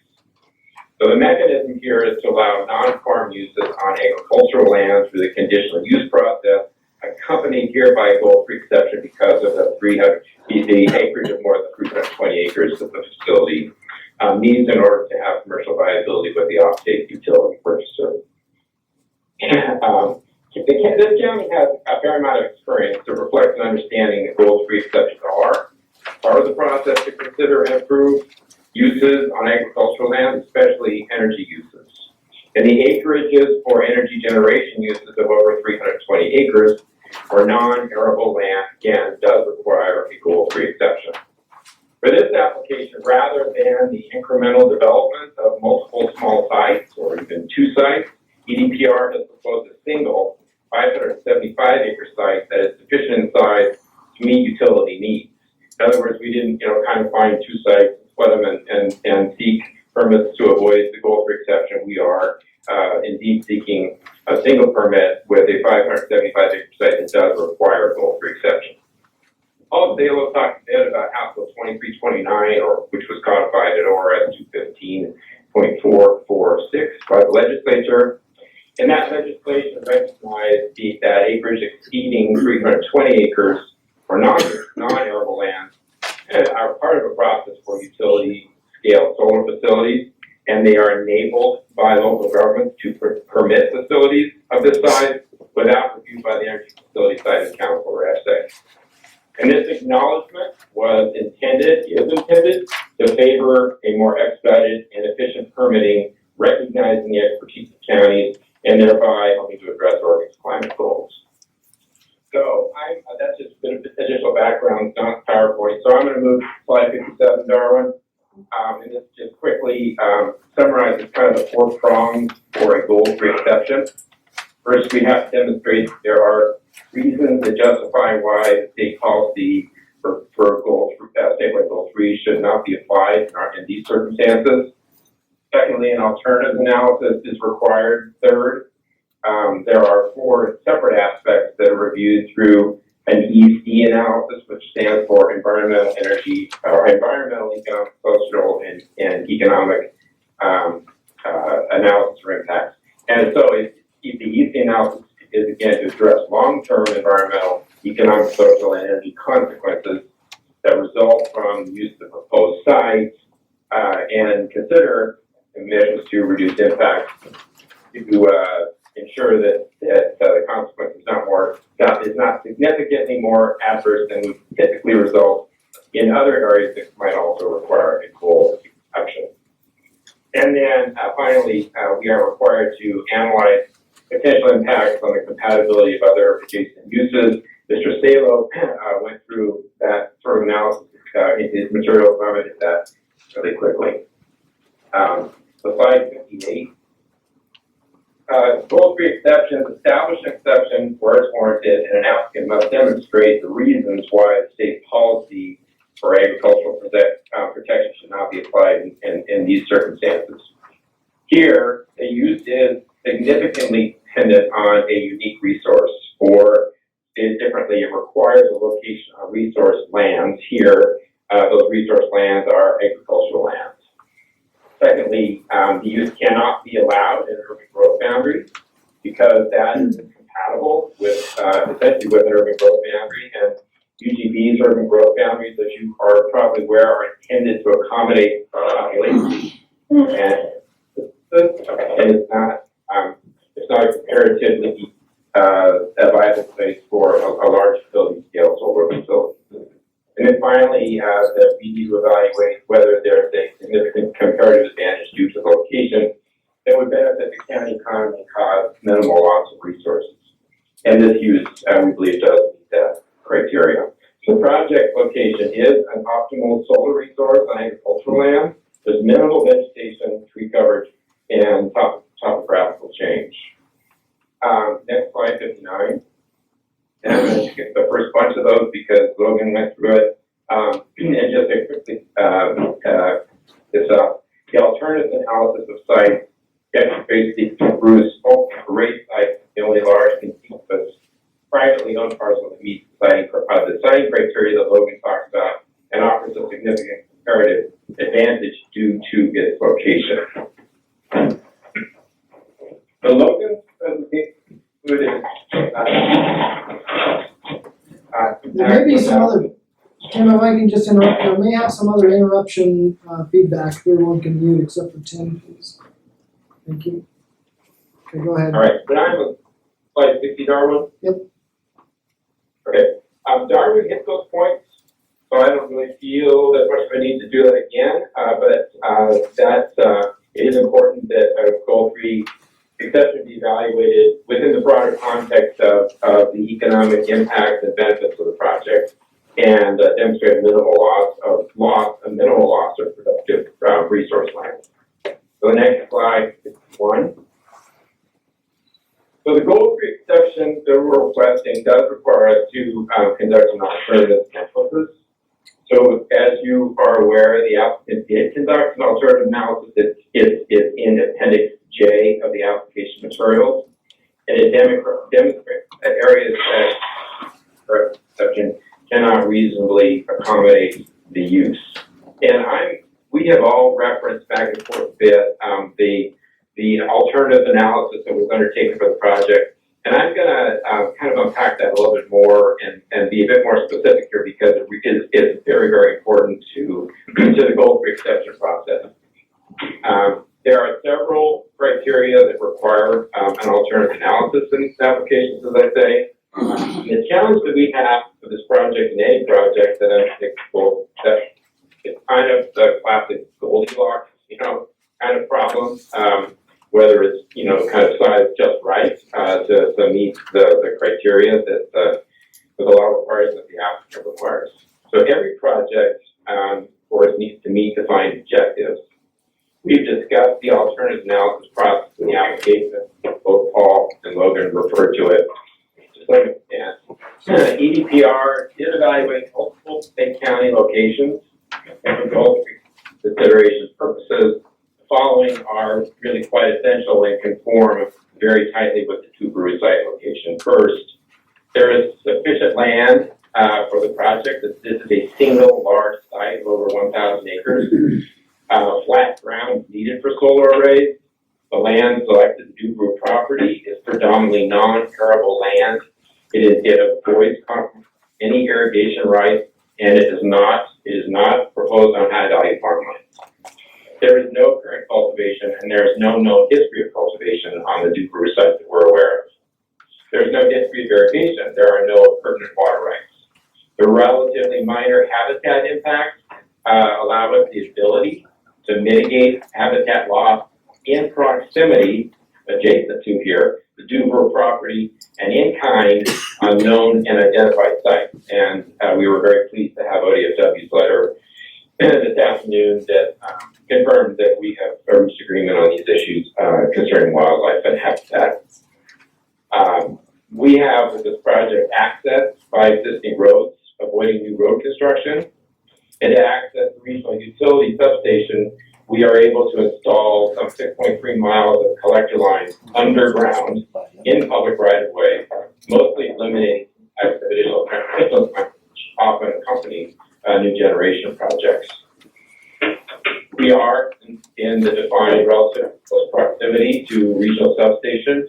It is able, has capacity to move power to the utility grid. We are avoiding lands outside of the Goose Lake Basin, and we have the ability to avoid public lands that have high natural resource value and issues. Those are all critical things we need to, which this project uniquely achieves for a location in this area of Lake County.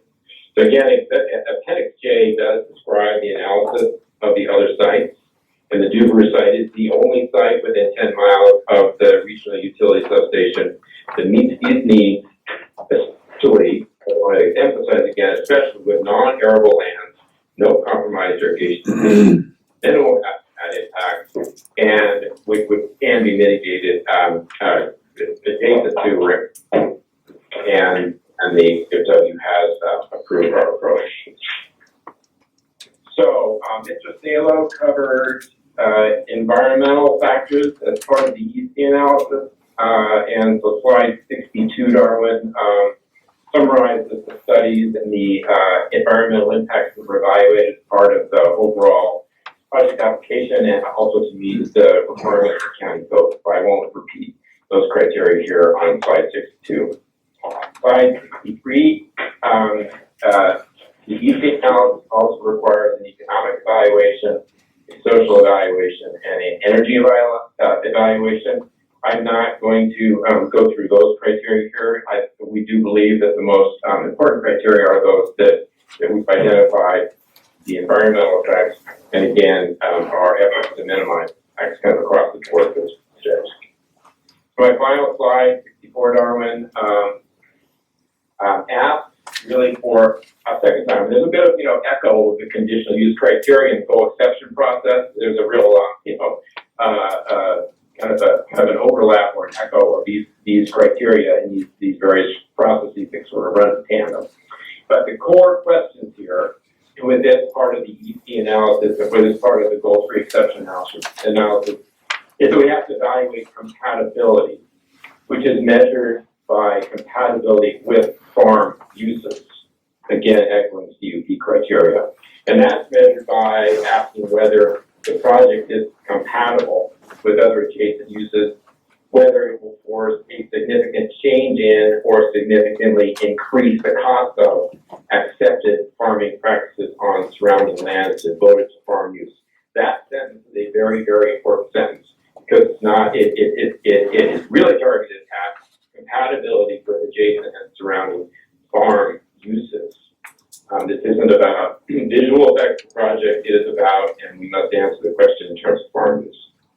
So below that are a series of bullets that are also in the application materials. Actually, these bullets also reflect Mr. Sales' presentation because they echo the conditional use permit criteria, pretty closely echo those criteria as well. That is all I have. Again, I'm happy to answer any questions through the evening. Again, I apologize for getting a shaky start on the audio presentation here. And next time, if next time we're down there, hopefully we'll have all these things fixed a bit better. So, Darwin, thank you so much for your assistance this evening, and happy to take questions. Otherwise, I'll be turning it back to Logan and my colleague Max. So, thank you, Tim, and thank you, commissioners, for taking the time to listen to our presentation. And in the interest of time and understanding that there's a lot of public comment, I'll keep it very brief. I was going to go back over kind of everything we've covered, but the main points are that UP Renewables has come to this application after significant public outreach and involvement. As Logan explained, we started this process years ago with a FSEC application that would have been a 5-footprint site. It would have affected irrigated agricultural lands. It would have required miles and miles of collector lines. And taking public comment into account, EDPR made a very deliberate effort to redesign the site to consolidate it onto the Dubru site. And this Dubru site is, as the alternatives analysis that we've referenced multiple times demonstrates, is the best site to meet the specific site requirements that are necessary for this project. And not only that, the Dubru site is very well mitigated, as demonstrated in ODFW's comment letter. And in terms of the goal 3 exception, in comparison to other sites that would also require an exception, it has very minimal impacts in terms of wildlife, water, soil, cultural resources, visual resources, impacts on adjacent land uses, impacts on farming and the local economy. So, and to the point, and we hadn't seen the DLCD letter previously, but to John's point that the applicant has identified and addressed relevant criteria for goal 3. You'll see in our application and throughout our presentation that we've done that, and we believe that a goal 3 exception is clearly justified in this situation. And as we've talked about many times, there's going to be a lot of benefits for the county that weighs into the goal 3 analysis. And Logan, I don't know if you want to go through those again. I think you've probably heard them. So thank you so much for your time, and we look forward to answering questions and hearing from the public. Yeah, I'm not gonna go back to the benefits, so thank you very much for your time. Okay. So it looks like you guys had just over an hour. Not bad. Lots to cover. Yeah, so we will open public testimony. And is there anybody that is here to speak in favor of the project? Okay, we'll start with anyone neutral. We'll go ahead and start with against, and Which is to move back so they can come to the so they can microphone. speak to the microphone, and then you're available for questions.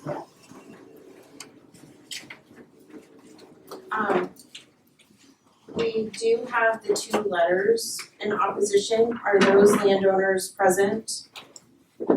And in that case, I'm just gonna offer them a chance to, pick out one thing that they forgot or anything. So, who's first? I'll go. I want to get it over with. The truth. So you need to come and state your name and your address. My name is Joseph Cosentino, 21214 Rabbit Hill Road, and my property is bound on 3 sides by this project. It will be highly impacted by this project.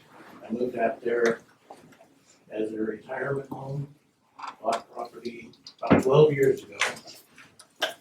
Built a house, built a shop, and this came along. Who would have ever thought?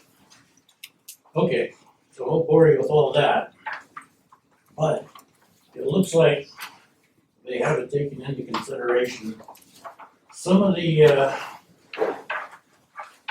laws in Oregon, specifically being ORS 197-732 goal exceptions. We're talking about goal 3 exception.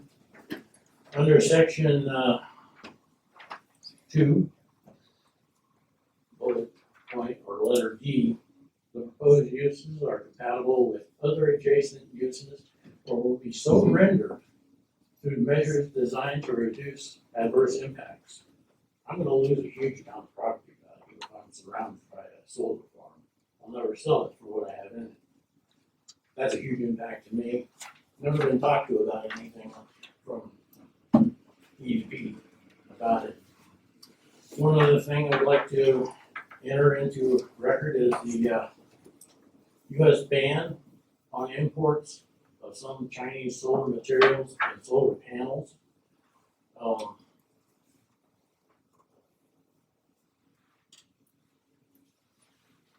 I think really the commissioners need to know where these panels come from before they actually go into the project, so we don't bust the government ban on those panels.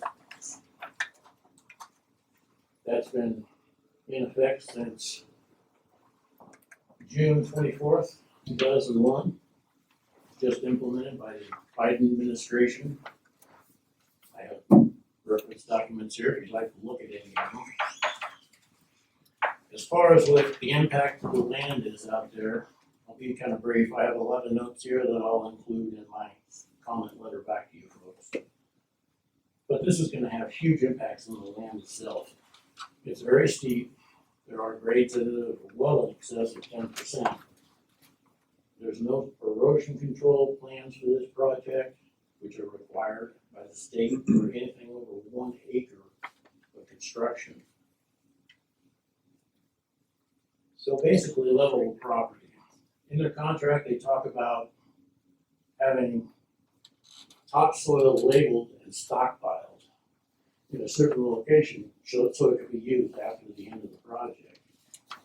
35 years down the road or whatever, I don't think that topsoil is going to be redistributed where it was. The amount of excavation they're going to do and fill, that property will never ever be the same.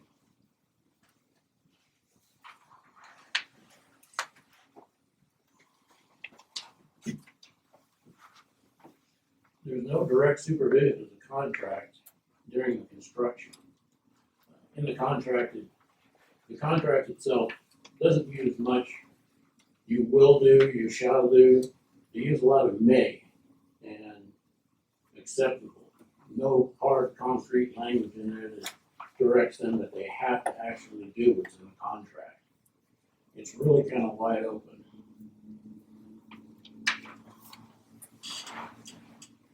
As stated before, they do need a grading plan. The reference document in there for the plan layout for the solar array looks like they're going to be using the same thing that they've been using around the county here. That's basically a long line of solar panels that are tilted, all the same, so they'll need to be on fairly level ground to do it.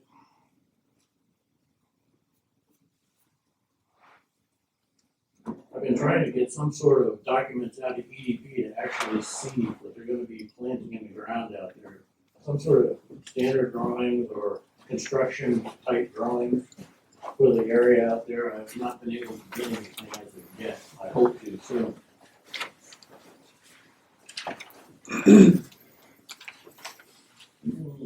Oh yes. It looks like they need a DEQ permit, 1200-C permit. And that's not even quite available yet. They may also need a 1200Z permit starting July 1 of 2021 for industrial installations such as this. They go over the oil spill during the life of the project with the transformers, but it doesn't really nail down how they're going to handle the oil spill as well as herbicides.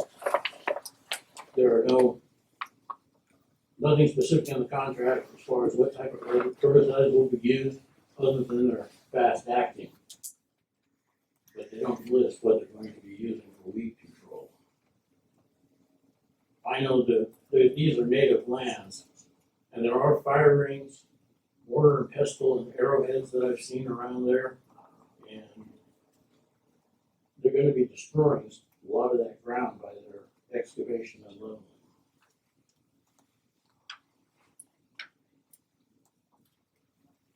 Also, we have across the street from my house that would be looking north from my home. There's a lot of wildlife out there, especially antelope out in that range. This will directly cut off those antelope from passing through that range from west to east. Right now, the wildlife area that's been approved by ODFW is north and south, but it will still, it does not allow for the east-west movement of any kind of large animal. It looks like the whole site will have a perimeter fence of at least 7 feet tall and topped with barbed wire. That'll eliminate anything bigger than a rabbit or a rat going through the wire fence out there. That's a huge amount of land that will not be being used for grazing, for the wildlife.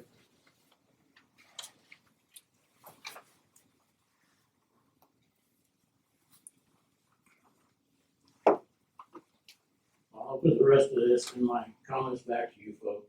I'd like to shorten this up for the brevity of time here. I don't want everybody getting tired. I know I am. Sir, I didn't write your name down quickly. Sorry. Joe Cosentino, Cosentino.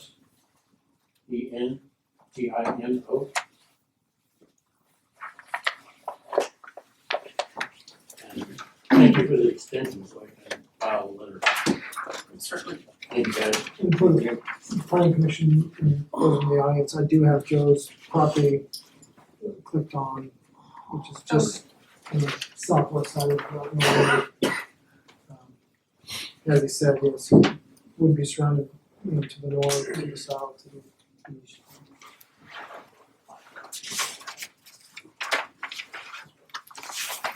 Please do not. Yep.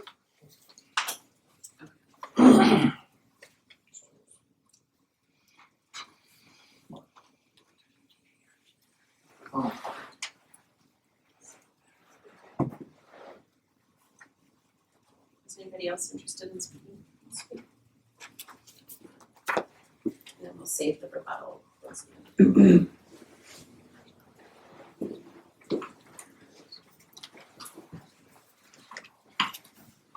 Just a name, Name and address for Garmin. Amanda O'Brien, not mailing address from. Alright, so, there are a couple points, there was one I came in primarily going to make, and then based off of some of the letters and some of the things made in the presentation, it brought up a couple things, additionally that I think need to be addressed. The first one I wanna bring up is regarding the mitigation, and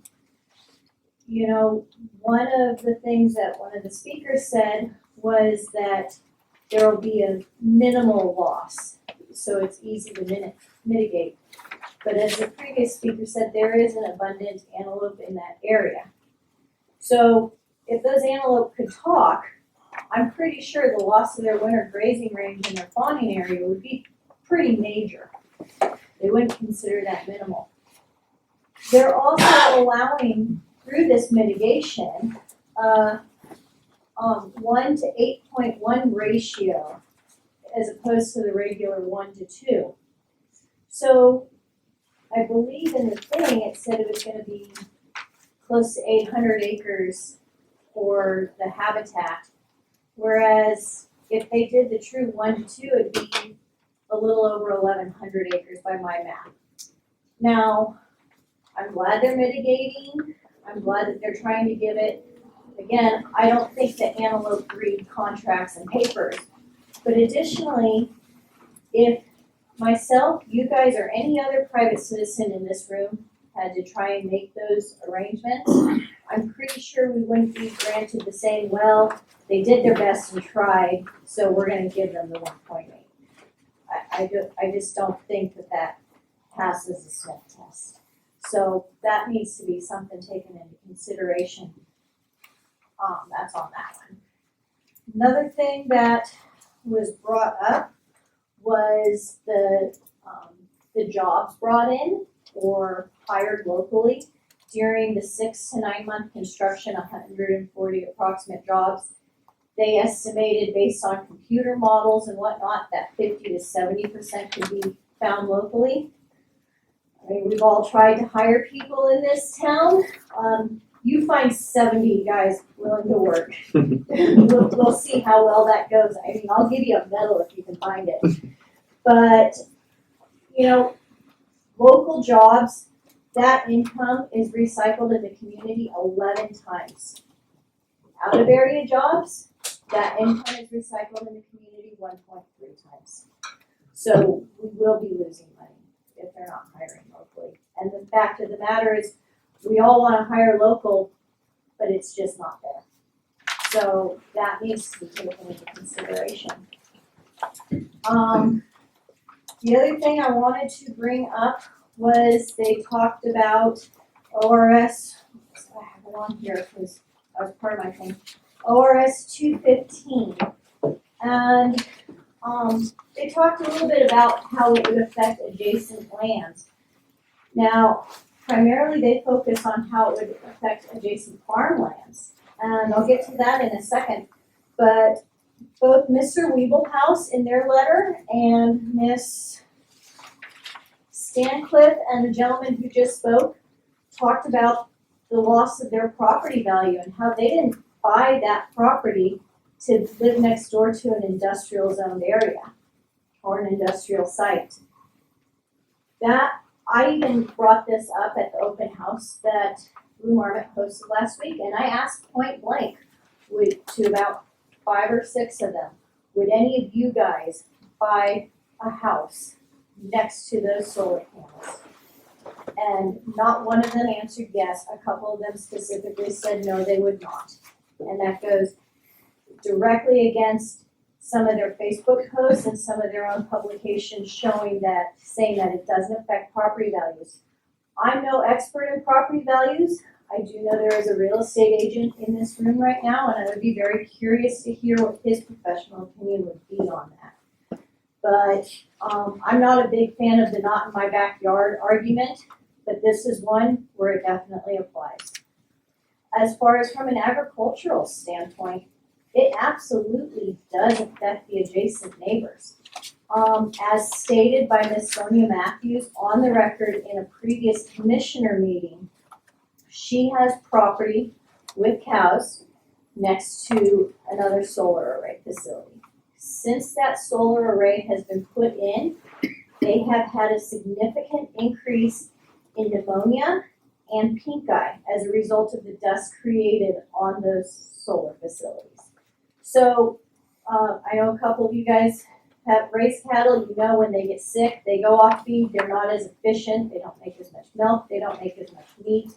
It takes longer to get the economic gains if they're sick. So that's a definite disadvantage to their adjacent neighbors. There's other parts of ORS 215 that he did not address. Specifically, ORS 215.243, where it talks about open land for use for agricultural use is an efficient means of conserving natural resources that constitute an important physical, social, aesthetic, and economic asset to all the people of this state, whether living in rural, urban, or metropolitan areas of the state. And section 2 of that is that the preservation of a maximum amount of the limited supply of agricultural land is necessary to the conservation of the state's economic resources, and the preservation of such land in large blocks is necessary in maintaining the agricultural economy of the state and for the assurance of adequate, healthful, and nutritious food for the people of this state and this nation. We are one of the largest cattle producers in the state. We need to preserve as much of that land as possible. Let's see, where was the other thing? Section 4 of 2.243 is exclusive farm use zoning as provided by law. Substantially limits alternatives to the use of rural land, and with the importance of rural lands to the public justifies incentives and privileges offered to encourage owners of rural lands to hold such lands in exclusive farmland uses. Section 215.263. Any proposed division of land requires review/approval within the EFU zones established, and that the proposed division is appropriate for the continuation of the existing commercial ag enterprises. This will obviously take it out of ag.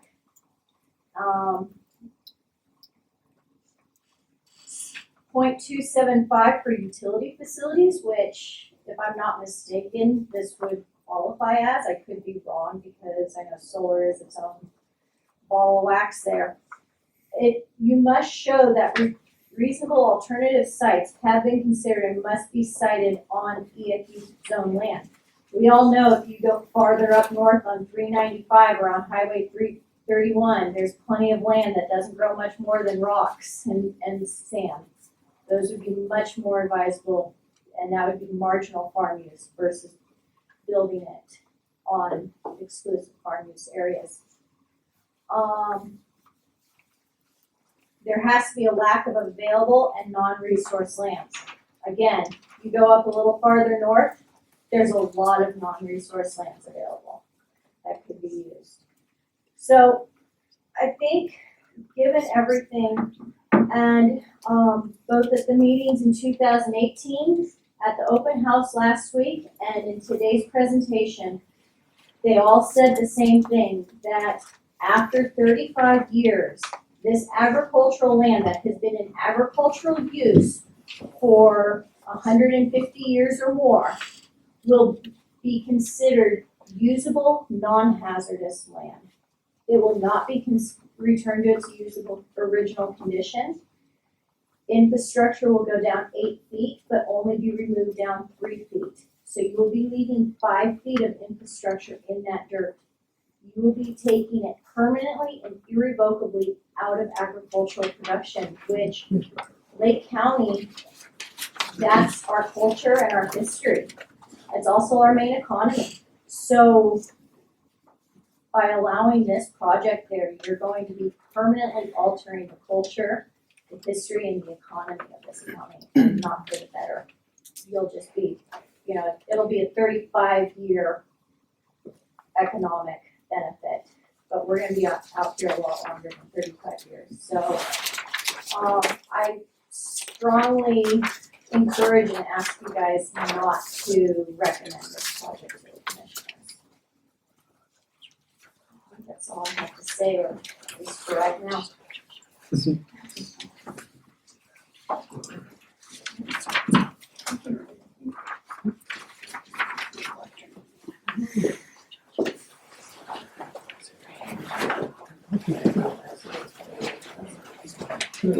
I'm in no rush.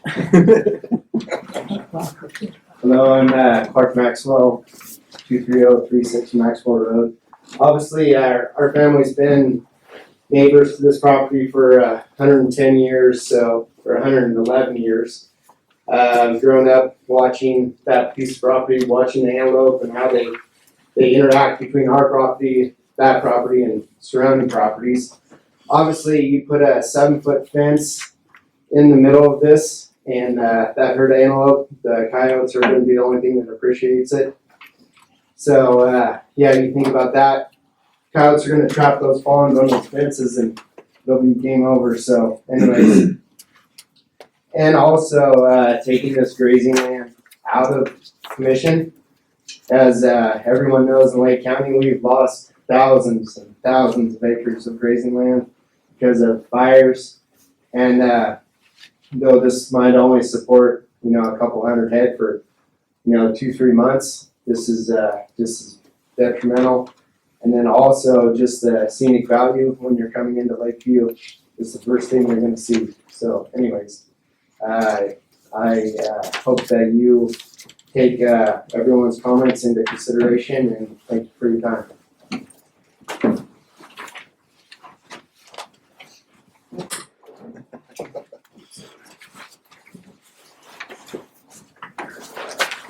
Good evening. Eric Merrick, 21675 Battlefield Road. So I concur with the written statements and the oral statements so far presented this evening. I oppose the project. I'm not going to be as eloquent as the lady in the back, well stated, but economic impacts to a neighboring homeowner was not taken into consideration.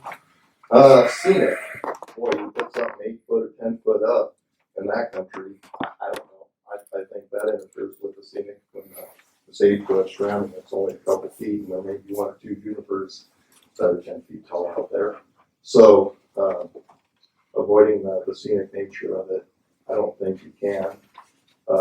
Noise, even though it says minimal audible frequency noise, we're used to peace and quiet. There's no ambient background noise. You have 500 acres of solar panels. I think everybody within the neighborhood's gonna hear that. And other than that, I think I agree with everybody else in the closed budget. Thank you.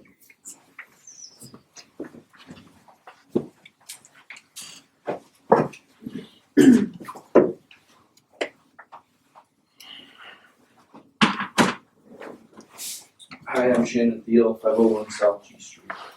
To give you guys a little background on this project started 2018.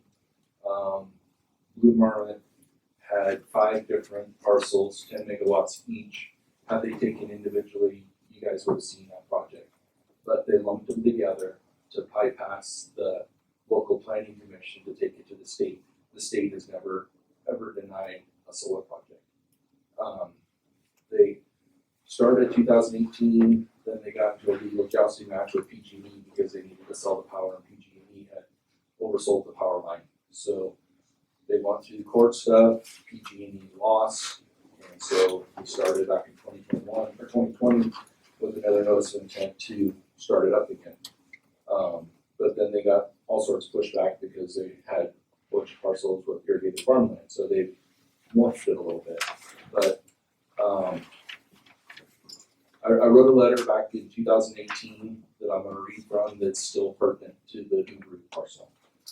So the installation of the solar panels on the parcel is qualified as rural industrial use under OAR 660-004-0022, Section 3 and subsection A. Rural industrial development for the siting of industrial development on resource land in an urban outside an urban growth boundary. Appropriate reasons and facts may include, but are not limited to, the following: A, the use is significantly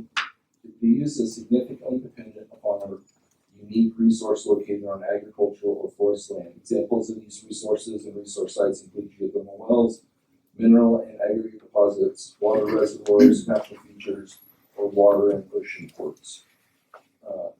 Under subsection 3A, the use is significantly dependent, quote unquote, meaning the solar panels cannot be placed anywhere else because the land has some unique features that it requires it to be placed in that location. I don't feel that any of the proposed parcels, again talking about the whole thing before, the proposed parcel now, is so unique that the only place in the state of Oregon this solar facility can be developed is in that location. And then the other issue I have is the Dubrow parcel lies directly adjacent to Highway 395, which is designated the Oregon Outback Scenic Byway, which I feel goes counter to the intent of what the designators of that byway intended. I have issues with the sheer size of the Dubrow parcel and the impact on wildlife, antelope, winter range, adjacent landowners, and property values. From the notice of intent that they filed initially in 2018, the application for site certification, Blue Marlin Solar Energy Facility in Lakeview, Oregon, and their section titled Scenic, Aesthetic, and Protected Areas. I'm just going to quote from it. The applicant will perform a visual impact assessment of the potential effects of the facility on areas identified and managed as scenic resources or for specific scenic qualities. The study area for visual impact assessment are 10 miles for scenic and aesthetic resources and 20 miles for protected areas, in accordance with OAR 355-001-0031 or 10 subsection 9. A preliminary review of available maps indicates there is no scenic or aesthetic protected areas within the facility site boundary. A larger study area encompasses such scenic and aesthetic and protected areas in Oregon Outback Scenic Byway. Potential impacts to these areas will be negligible to minimal because the facility does not include tall structures or features, may be screened by vegetation or topography, or may be outside of the view shed of these areas. The visual assessment of the ASAC will be proposed mitigation measures and any significant potential impacts. So my thoughts: the Blue Marlin solar farm will be directly adjacent to the Oregon Outback Scenic Byway. for over 1.5 miles. The beautiful vistas of the scenic highway will be marred by the solar panels on the Duberoo site. Building a solar farm here is completely contrary to the very reason scenic byway received this designation. There is no way on earth to screen the site and keep the wide open vistas. You can't have both. For the applicant to state that there are no scenic or protected areas within the facility boundary is complete fabrication. The reason the federal highway designation was because of what you can see from the highway, not the highway itself. The state of Oregon and federal highway department designated 26 scenic byways in Oregon. In order to be considered a scenic byway, a national scenic byway is a road recognized by the Oregon or the United States Department of Transportation for one or more of 6 intrinsic qualities: archaeology, cultural, historical, natural, recreational, and scenic. The program was established by Congress in 1991 to preserve and protect the nation's scenic but less traveled roads and promote tourism and economic development. So, the Oregon Outback Scenic Byway was designated because of its scenic quality. The scenic quality under their guidelines is a heightened visual experience derived from the view of natural and man-made elements of visual environment by the scenic byway corridor. The characteristics of the landscape are strikingly different and offer pleasing and most memorable visual experience. And so, and then more from that, it says Oregon Outback Scenic Byway is designated because of its scenic ruggedness. Outback refers to the land with natural ruggedness. The people come here seeking independence. They know each other's first names. Community is paramount. Jonathan Nichols, publisher of the Oregonian, said it's a star-spangled landscape of marsh and mountain, of reflection and rimrock, of seamless vistas and sage-scented dreams. That's my portion on the scenic byway part of it. They will talk to you about property values and that their studies have been done on property values. All those studies have been done back in the Midwest where you have shelter belts of trees around these different solar farms. You're not seeing miles and miles and miles like you do here. There's no way you're going to be able to protect these property values and cheat or screen some of these out. And finally, I'm giving following the money. So EDP Renewables, or Blue Marmot, is owned by EDP Renewables North America, which is owned by EDP Renewables. EDP Renewables is owned by EDP Group. EDP Group, the number one owner of EDP Group, is Communist China.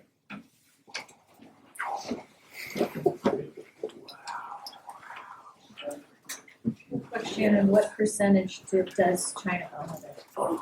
21%. What, 21? Yeah.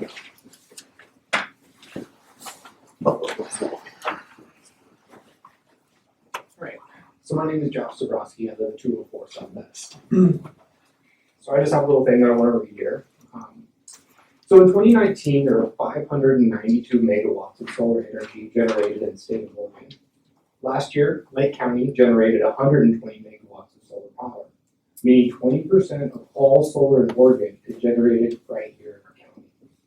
My name is Josh Zabrowski, and I'm here today to speak in opposition of EDP Renewables' Blue Marmot Solar Project.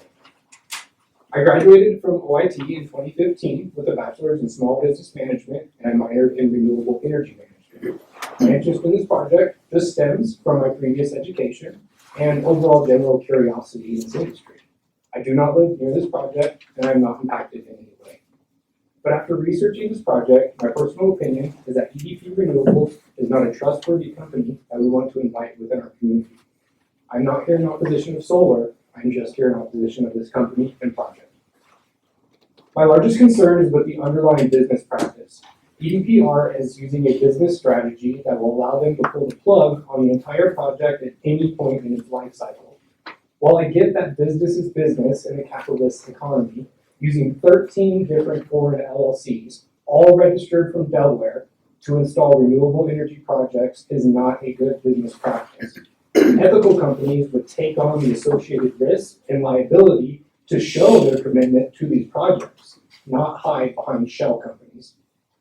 Another issue that I have is with the decommissioning plan. During the open house, I was able to speak to EDPR about this and was disappointed in their answer. They admit that there is a nationwide lack of facilities that can recycle solar, but hope that in 30 to 35 years, things will have advanced. Until that happens, the plan is to dump the remains of their project in our landfill. I feel this is a completely unnecessary risk to the county and residents that can be easily avoided. Recent changes like adding 700 acres of habitat mitigation land are blatant marketing strategies to appease officials. Notice how even on the third version of their project, the total capacity has never changed, 50 megawatts. They don't need all the Doovaroo property to recoup their $80 million capital investment. So claiming to reserve space for habitat mitigation is just for marketing. The entire Doovaroo property is already grazing and agricultural land. You can't get any more natural than what it already is. If the land was left alone, you wouldn't need to have a Portland architect to try to come and create what his vision of a habitat mitigation area should look like. So back in July, I started a petition in a Facebook group against this project and found a lot of community support on my views. In just 8 weeks of posting online, I gathered almost 3,000 page views, 250 comments, and almost 100 signatures on my petition. In talking with the community, I couldn't find one person who was in support of their project. Well, I think everybody can agree that $430 a year, or $430,000 a year in tax revenue is beneficial to the county. This solar project is like anything we've ever dealt with in the past. This is a utility scale size farm, landowners who live in Wyoming, the proximity to residential housing, 1 or 2 total jobs created, winter wildlife grazing area, invasive plant species takeover. Take the money out of the picture, and I can't think of one reason why this project is good. Now that 20% of all solar is generated in Lake County, we have a large target on our back for future developments. If county officials and board members want to be part of this growing industry, I hope that the Planning Commission can work on 2 things. First, create new zoning requirements for solar and wind that would include comparable tax rates to that of the national average. Second, I think each member should think about the vision and goals for Lakeview. What do we want Lakeview to look like in the next 100 years? This commission has the power to shape that future, or to shape the future of our town, and I hope that every member will take the time to consider the impacts that this project will have on us long term.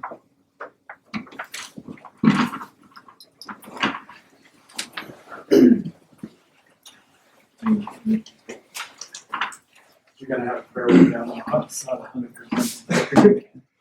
I'm following him because he knew a lot of the points that I'm gonna make, but some of the things I picked up in the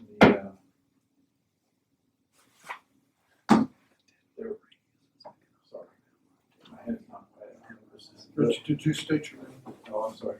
Richard Bradbury, 115 South H Street, Lakeview, Oregon. And I said I was gonna be here, so I came.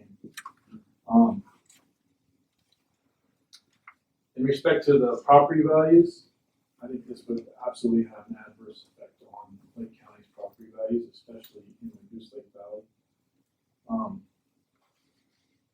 lot of people move here to escape urban congestion. They don't want to have what they left, including where they're coming. Something I picked up that I want to mention is, how are you going to put a wetland in an area that has no water rights and no irrigation? That's part of the mitigation project, right? A wetland.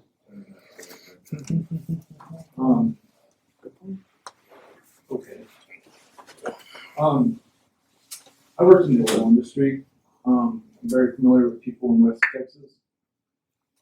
The energy industry, whether it's solar, wind, oil, it's all the same. There is no, these 2 people here won't be sitting here in 30 years. The company that will probably not own this solar. What happens over a period of time, like you're seeing in West Texas now, every time it changes hands, it gets more and more diluted, and there's nobody to pick up the mess at the end. And unfortunately for Blue Marmot, they came into a county that's experienced this and had a tremendous economic cost of uranium tailings.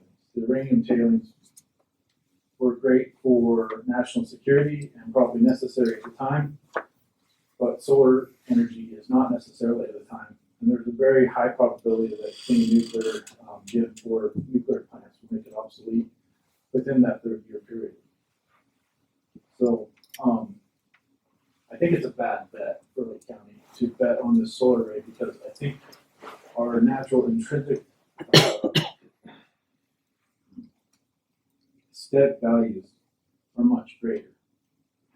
And I'm sorry, let me see if I can, please bear with me, I'm sorry. Oh, I'd like to thank your buddy Tim for the lessons on crop circles and cattle ranching. It works out to about $50 hours, 400,000 a year. So when that comes to our population and your solar panels, I think that we can not take it. So, works out to $48 an acre per square acre in that county. In the 19th largest county and about the size of New Jersey, $48 really doesn't go very far. $1.9 million cleanup in 30 years. If you just put a simple financial equation to it, future present value at 6%, that actually is going to work out to about $34.7 million cleanup. So putting the price tag of cleanup in today's dollars is pretty ridiculous, and I thought it was weird that you thought you could split that by.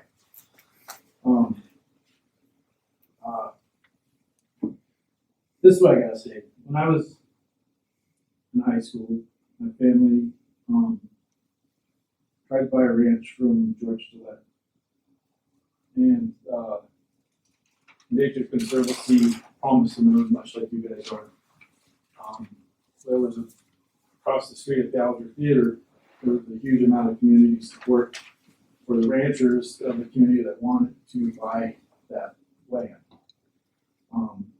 And Nature Conservancy was smart about it, and they backed out and allowed the local ranchers to buy the land in Warner Valley.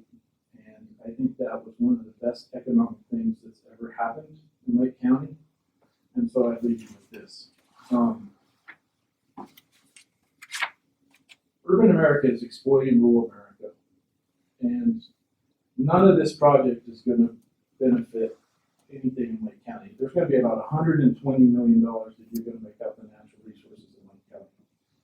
So my plea to the Planning Commission is bet on Lake County, because when we do projects that benefit ourselves and not urban stuff, our quality of life gets much, much higher. Thank you.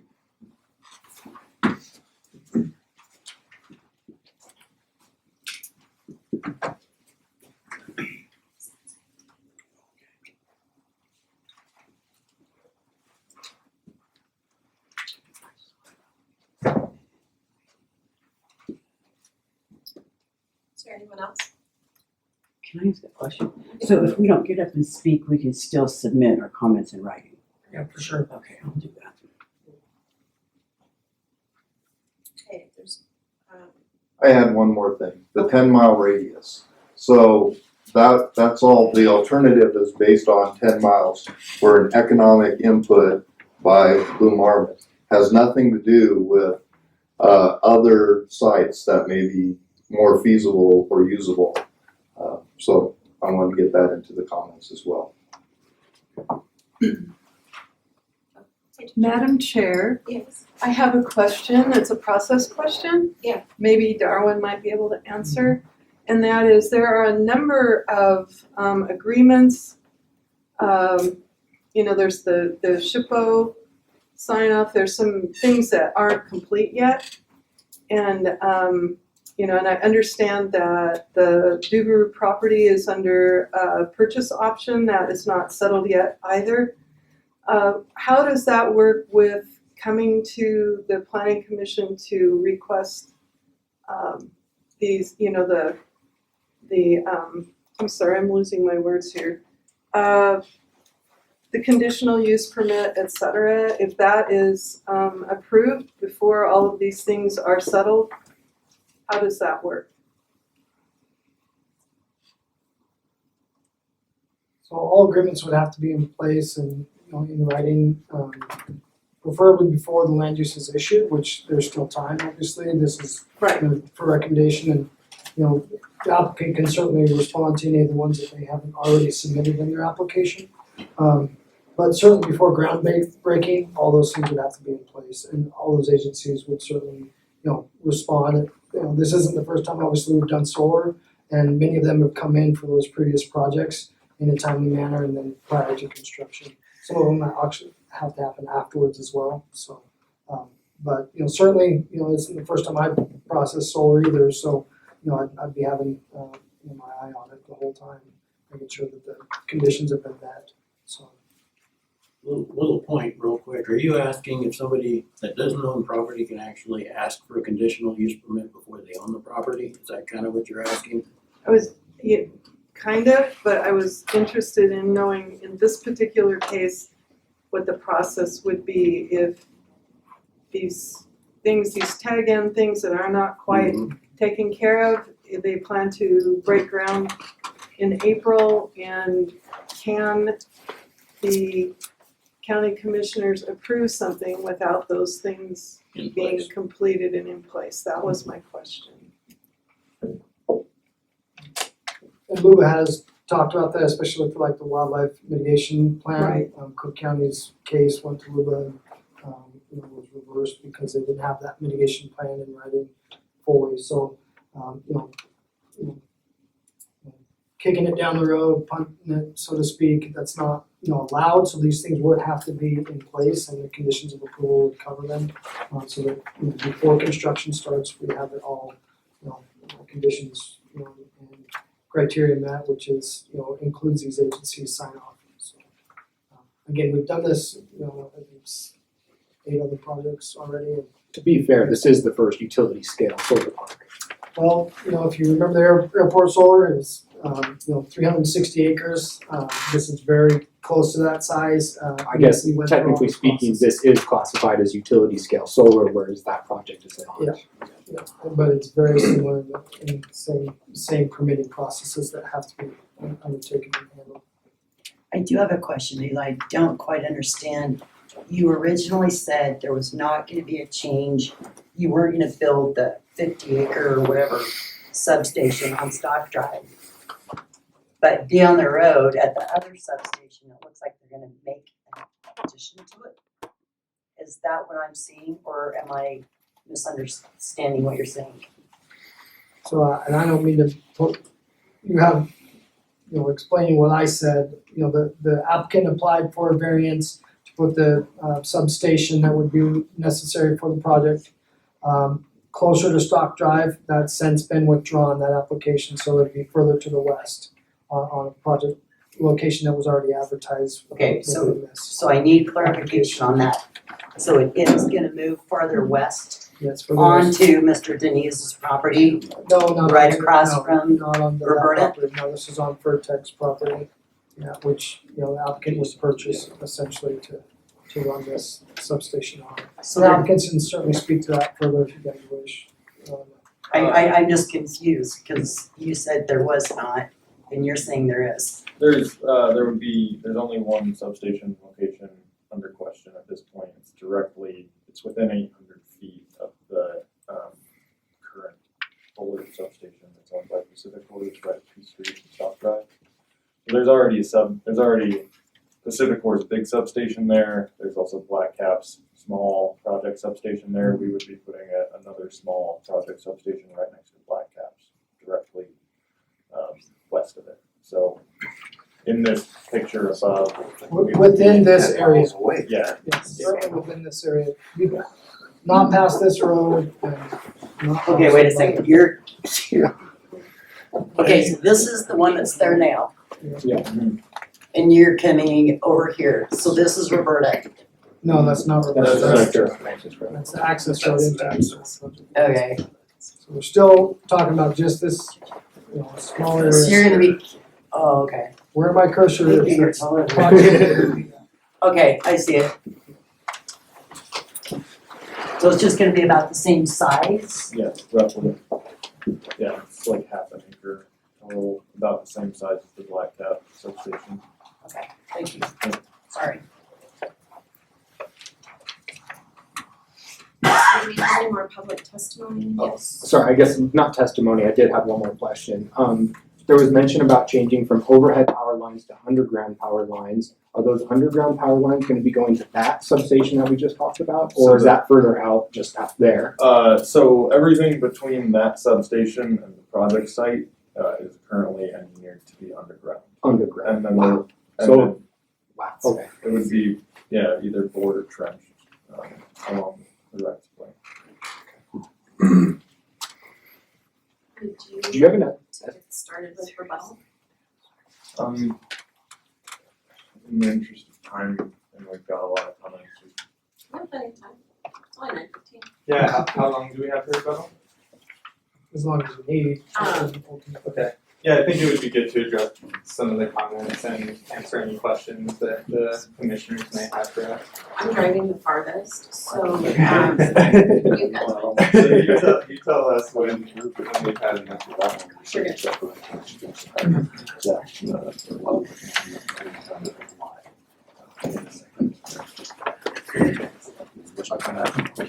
Thank you everyone so much for your comments, and hopefully I'll be able to address a few of them. There were some themes, so I'm gonna focus on some of those themes that were raised by a lot of the folks in the room and adjacent landowners.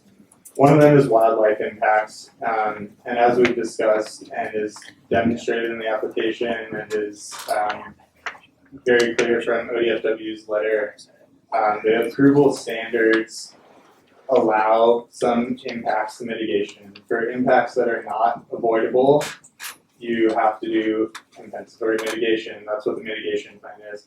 So the applicant has provided a mitigation plan that we've consulted with ODFW on for months. ODFW is a state agency that addresses these issues. They're the experts. They know how this goes, and they're the ones that map where big game winter range is in this county. And so we feel that the mitigation standards and the wildlife impacts have been adequately addressed to the approval criteria, and that's what we're trying to prove to you this evening. The second thing is that there was some discussion about visual impacts and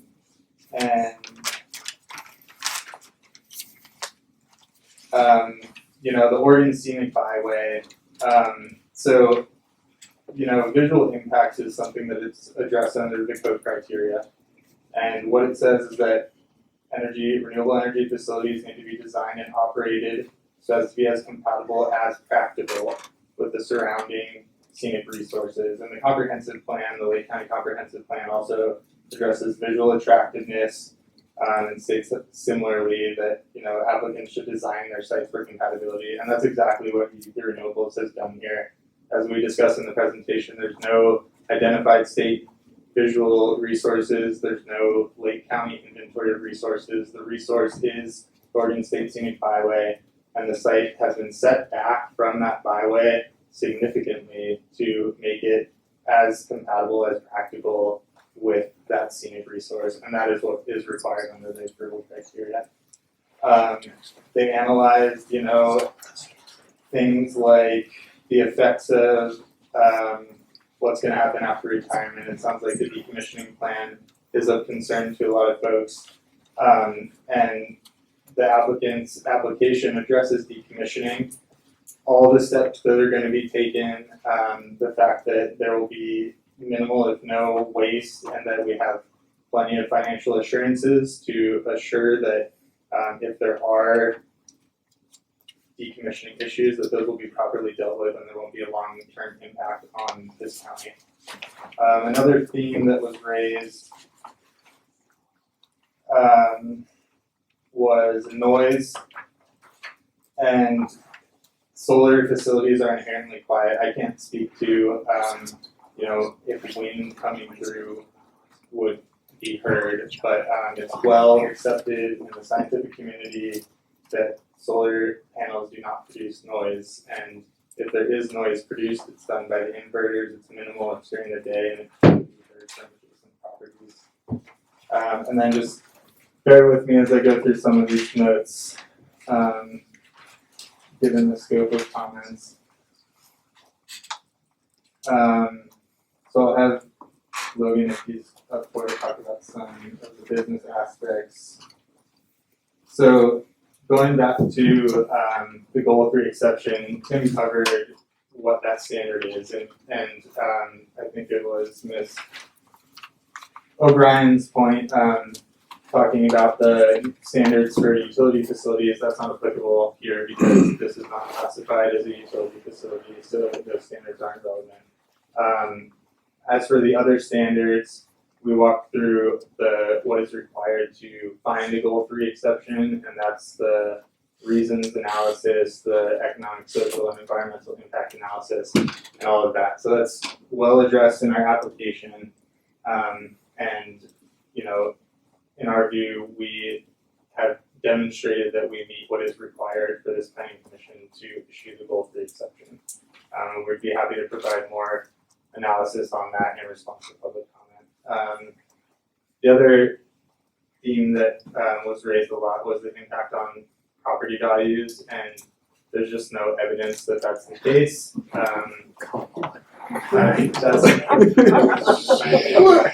That's what's held, when we've done analysis on these projects. But more importantly than that, that's not one of the approval criteria, and what potentially, although I don't believe it is, could be a side effect of this project. It's not a reason that precludes this planning commission from approving this project.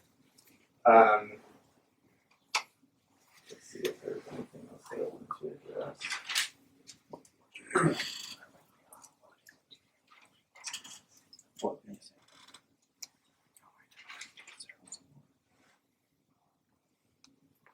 That seems like most of the themes that I heard, but if there's anything else you had specific comments or questions on, I'd be happy to answer them, or Logan, if there was anything that you wanted to address in specific to EDPR business practices or. Yeah, I'll address a few today. Usually addressing most of them.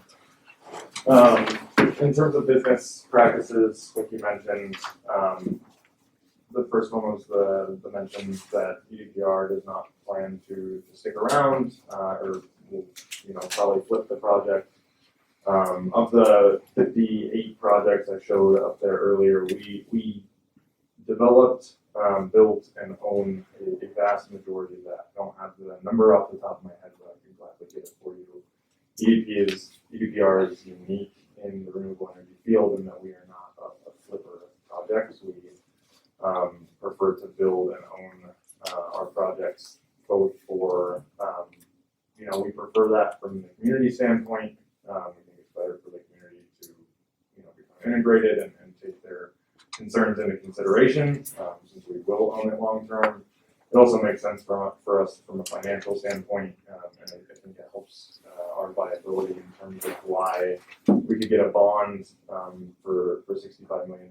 Is a lot of the developers that develop and flip projects, they don't have that operating income. We have long-term economic viability because we are constantly receiving income from our operating projects, and so that helps. I think establish our viability as a financial partner on this.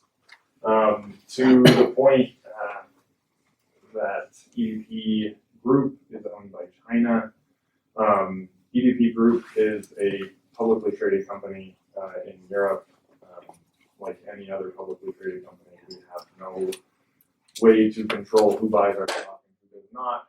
The percentage of stock that is purchased and owned by China Three Gorges is not by any means a controlling stake, and they have no say in how we conduct any of our business practices. So that is my point there. One point that Mr. Thiel brought up earlier, that we went with the state permitting route originally because the state has never rejected a solar project. What that stat does not take into account is how many projects never make it to the approval point in the process. The state process is incredibly rigorous, and so by the time someone's up for approval, they've been pretty weeded out, and any weaknesses would have been noticed, and the project likely would have dropped out of the process. When we were going through that process, that's exactly what we heard from the state. And so we did not do that in order to avoid or because there is some sort of 100% approval record. Not that it really applies to how the project stands now as we are going through the county process, but just saying that we weren't trying to be 50 by going through that route. That is because we were on the 5 different sites, and that's how the project was originally cited. We crossed a threshold that pushed us into the state permitting process, and that's why we were going through the state permitting process at that time.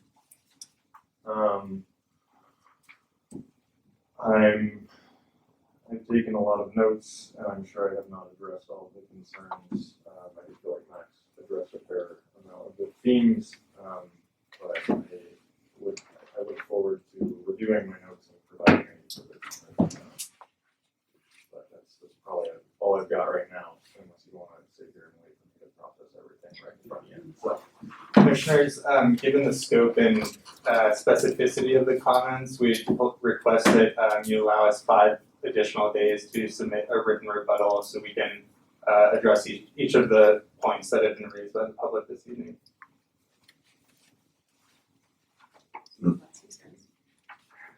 And do we get to ask questions? Yes, if you're finished with your rebuttal, Yeah. then public testimony is And closed. we'll probably get back to that question. And we get to it. Go ahead and ask. To that gal's point right there, have you guys purchased the land? We have it under a purchase option. It's under a purchase option? Which is recorded. Okay, so, and, the jobs, the other thing, how did you guys come up with those figures again? The 140. Yeah. They're, in terms of construction numbers, we've got a construction team that's built all across the US. Okay, And has a general. I'm just talking about local jobs. Local jobs, you're saying the 50 to 70% number, that was based on the size of the local workforce that we saw that had been previously engaged in construction roles. There's no scientific data behind it or anything like that. We relied primarily on actually communicating with previous construction companies that have built solar farms out here and asking anecdotally what they were able to source for their projects. Joe, I can confirm that some companies, not all, but some have hired up to 72%. Out here. Yeah. But not every company has. That doesn't mean they're guaranteed. And locally means what, like Klamath County, Lake County? Within Lake. What's that? Within Lake County, yeah.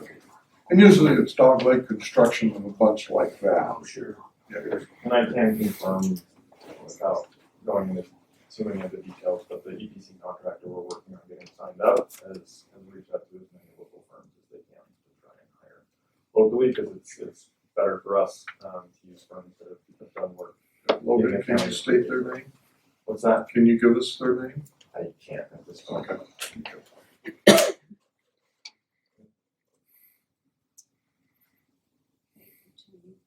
Okay. Joe just asked the one I had, and you answered it on the number of local employees. And then within the book here, by the way, I read it twice. Went to sleep. But anyway, it mentioned 470,000 local taxes and then 433 today.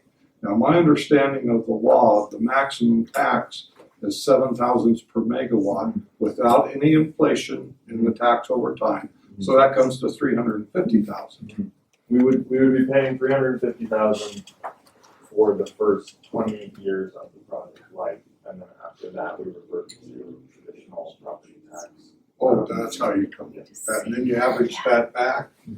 Okay, I didn't get that, how that got there. The other thing, and I was amazed when I asked the commissioners, and there's a lot of, during constructions, there's a lot of road traffic.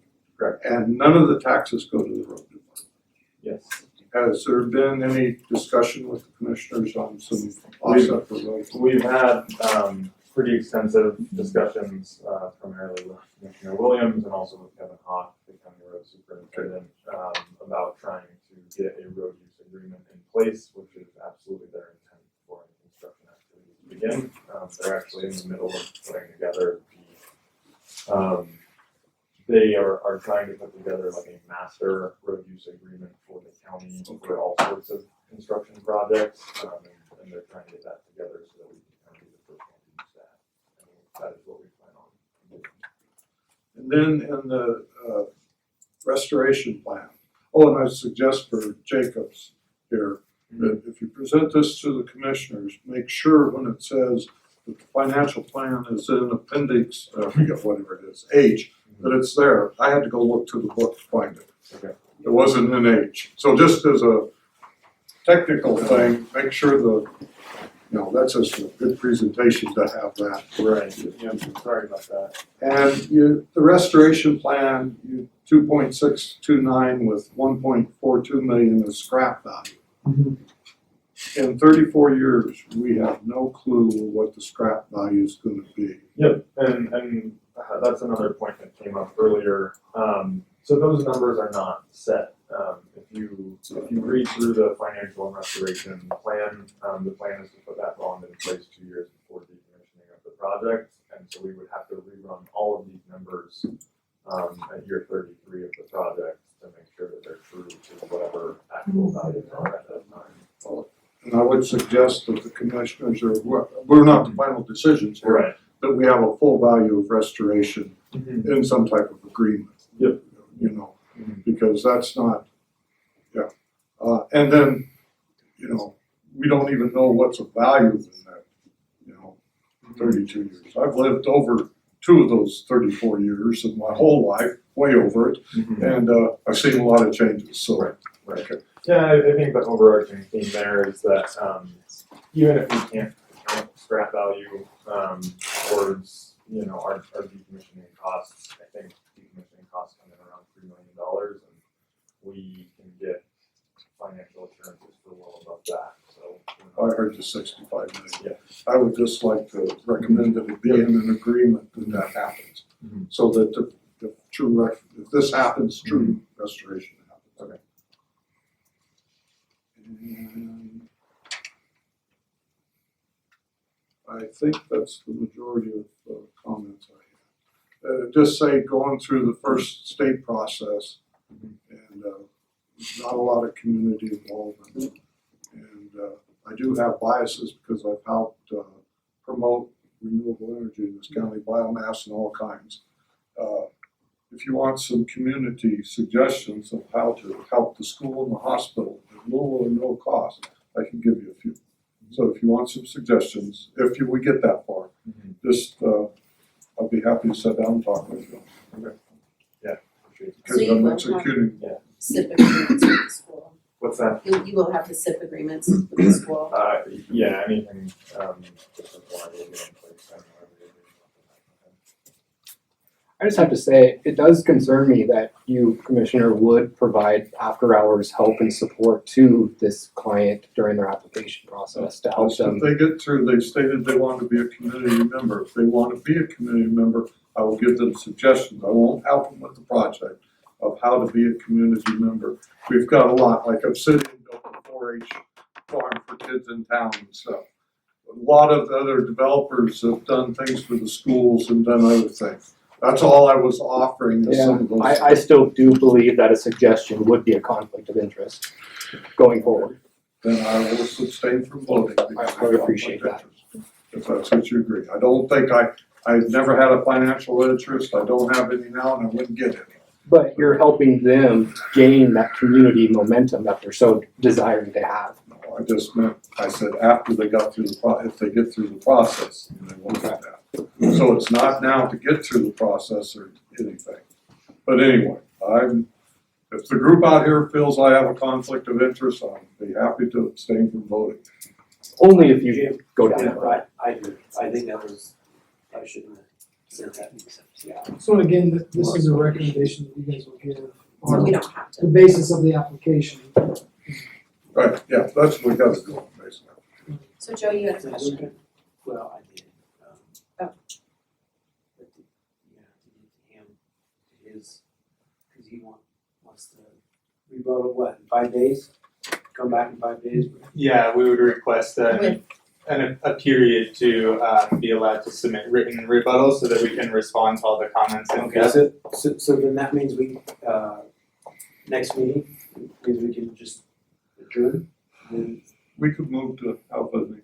I would, because, and then I'll tell you what, we gotta do some research. Yeah, cause this, Thank you. Well, this is just a little bit much. Yeah, but this is our research. I do have one question before. So there's a lot of technology available. How come you guys don't put together like a 3D model on like where your panels are gonna go? So like Okay, hold on just a second, see now, I don't have one of those. one of these? You didn't get one of those? No. We got it like 2 weeks ago. Yeah. Oh. You mentioned that to me yesterday, so. Okay. I'm not sure. So, okay, so that's why, okay, so, and I do read, Wow. I never did get that, so. Joe reads, yeah. I guess the reason that I'm asking this is that it's possible that half the people in this room would be mad and the other half wouldn't if they could actually see. Because I'm looking at the man that has it on 3 sides of this property, and that seems a little, Excessive.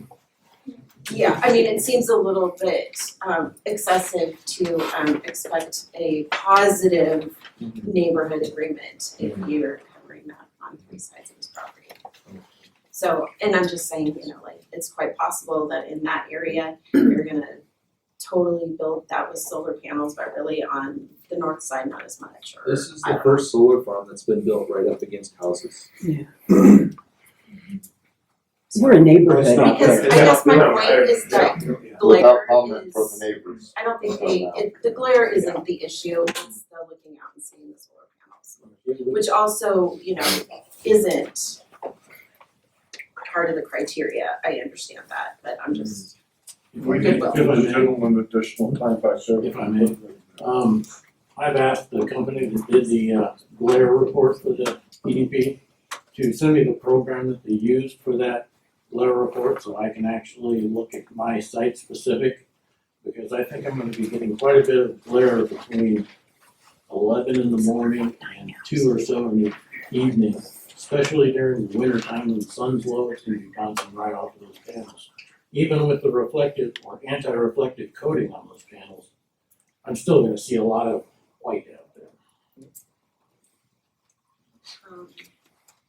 Allison, I believe there's like 9 houses that are gonna be in the mix of these solar panels or close to it. so There's about 9 of us. I just think it'd be really interesting for you to be able to like picture where you're at. Again, it's not part of the criteria and that really isn't part of law. So we have to make our decisions on the criteria, but we can encourage the situation to be neighborly the best we can. Yeah. But No, and I'm not personally an expert on that, but I will reach out to someone in my company and see if we can make that happen in a very short amount. Yeah, no, I appreciate it. because this is a tight knit county, I mean, this right. isn't my part of the county, Right. but I know these people, or half people. And, you know, we don't like fights. Yeah. And No, I know. Yeah. We try. Mhm. Oh, yeah, it's good. Yeah, and Two sides of it. I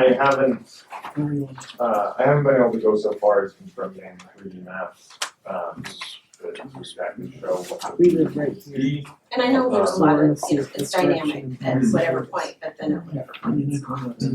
Yeah. Yes, and I've, Right here.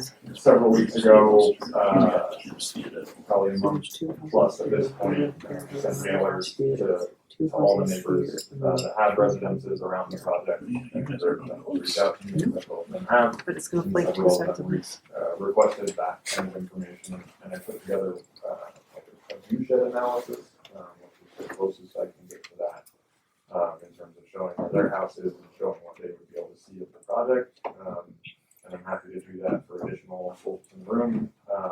9 people, or I 9 households. I would definitely like that, because I haven't seen anything, and I'm gonna be highly impacted by this project. Yep, we'll put one, I'll work on putting one together, it'll take a few days. We need to set a, Just like you said. so do we do this at the next meeting, Darwin, or do we have to have a special meeting to discuss this too? So we should have a special meeting, What's that? If you guys just feel you can get it done in 5 days, then, we're looking at least a week out. It just depends on, if the planning commission would like to meet that soon. It doesn't require actual written notice to everyone again. I just wanna make clear on that this would be, obviously the paper's here, we, certainly put it out there on our website and wherever else we could, to make people aware of it, but, the continuation meeting, is said at this point in this meeting, it can be, 24 hours from now, but essentially we could post it for, maybe next Tuesday if you wanted, or sometime after that. Waiting a whole month, I don't know, if they're not asking for a month, certainly you can. Well, a lot of people have to hire and. Yeah, and so that's why, if you're to go, I can't do it next Tuesday. a week or two out, Tied up Tuesday. Can we, 2 weeks is gonna be right before roundup. Why don't you do it right the week after roundup? yeah, or the week after then is, the Tuesday after Labor Day, which is right after round two, so so could we have it at the regular, At the next meeting? at the next meeting? and that just puts it out till the, the Is that, 21st of September, or, okay, here's the other thing.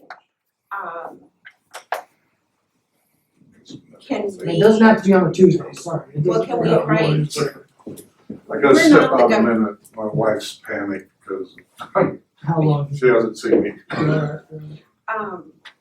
We're not the deciding body.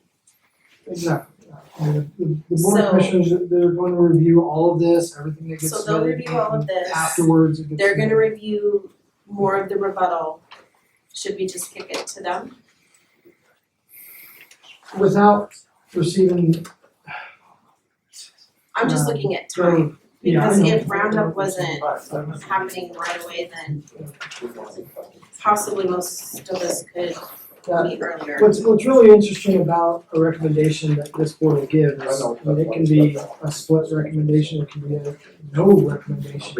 Either way, they're gonna have to review it, and they may flip a decision, you may recommend no, and they may decide to go with yes, and then you may do the So- opposite, you may recommend yes, and they go with no, so So if we ultimately, had- we're trying to encourage public comment, addressing criteria and getting, any, rebuttal in there that needs to be to put the correct conditions. But what about if you said we can have a split recommendation? What if we get their information and we make our recommendation and then however it shakes out and then it goes? Because otherwise, if we wait till the 21st and then it has to go to the Board of Commissioners, because we don't have any authority.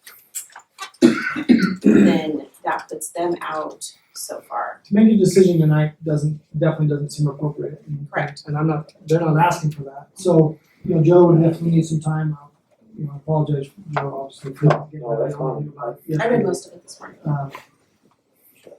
It was rough. I took it to work. So, and again, it doesn't have to be, on a Tuesday, we can say any time after that, if you guys pick a day, looking at the calendar, what might work, You can't do it, anything next week. No, I can't do it on Tuesday. Oh, you just can't do it Tuesday? How about Wednesday? Anyone? Ben's trying to think of what conflict he has, Can I ask one quick question? You only have 5 homeowners here that were really notified of this because of that 250 or 700 foot distance from the project. I mean, the Withams never got any information. Jody and I never got any information. The Horlackers never got any information. You know, it's under Sean McAllister.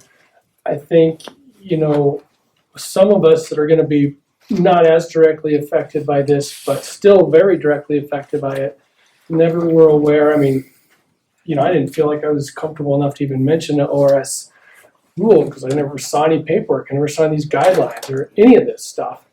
If it wasn't for Clark or Larry, or Larry specifically, we wouldn't even heard about it happening. So I think that 750 foot distance from the project was a little unfair to some of us that are still, and this new couple here that lives right up there in the corner too. I specifically mentioned you people when I talked to that man on the phone because I knew that you were closer to it. Yeah. And he was all, oh, we'll get with it, boy. We'll get right up. Well, there you go. Yeah. So, I mean, specifically you guys because you're closer. Yeah. You know. So I guess, you know, we will definitely submit a letter when we have time to review this more, but we need to know how fast it needs to be in. And, I don't think you were excluded because we didn't want to send it to you, or to Darwin. well, I to. think But we're I think it's excluded just because we weren't within the Right. distance from the actual. I didn't receive The a only- letter the from only the thing- county. Yeah, we're The only farther thing away. that we got was a letter, we got a phone call from New Martin saying, call me back from some guy in Portland or wherever, saying, call me back for more information, and he mailed us a map, and that's all we got. Yeah, Joel hasn't got the book, so I wonder time. I also specifically mentioned you guys down, you got good side of it. They were, oh boy, we'll get right on. How much time, Scott, do you need? We can get it in a week. Week, 10 I days, mean, 2 whatever, weeks? if Joe need, yeah, whatever, yeah, we can get it in. So give it to everybody, 2 weeks, 10 days? I'm gone for 2 weeks. Sorry. But we can submit a And I letter. never received a letter and I'm directly adjacent to the property. So again, I think at the next meeting, you know, Plan Commission can correct me if they want to take this in a different direction, but, you know, comments, you know, should be submitted to a certain date, which, you know, would be, you know, the applicant has said that they would respond within 5 days to what's been submitted so far, but if additional comments get submitted, which, you know, we make a cutoff date at a certain time for this recommendation only, it's not for the complete project. You can still submit anything up until the Board of Commissioners make a cutoff date, which is whenever they decide. I mean, they're gonna have to hold at least 2 meetings.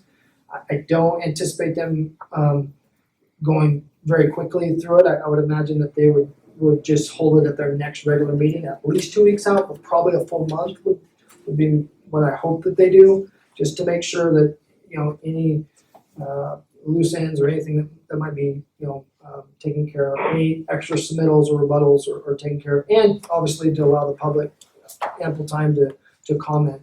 I wish, you know, I had the luxury of just noticing however I want to notice sometimes, but, you know, state law is very specific and it violates also, you know, the applicant's rights if I extend that boundary even further than what's allowed by law, or what's required by law.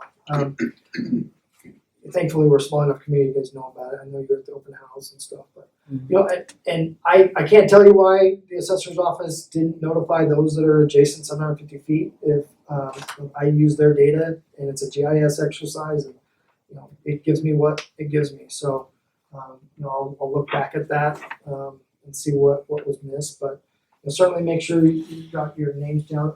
Going back to when we want to make a cutoff date, 5 days, you know, when we can meet next.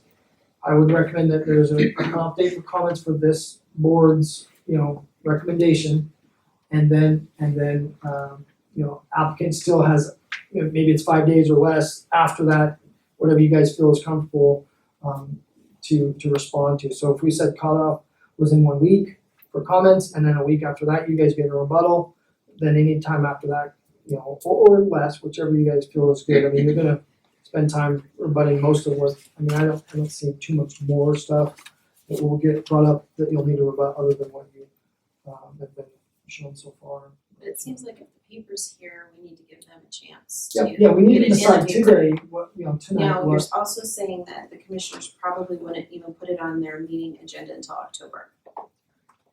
Basically is what you're saying.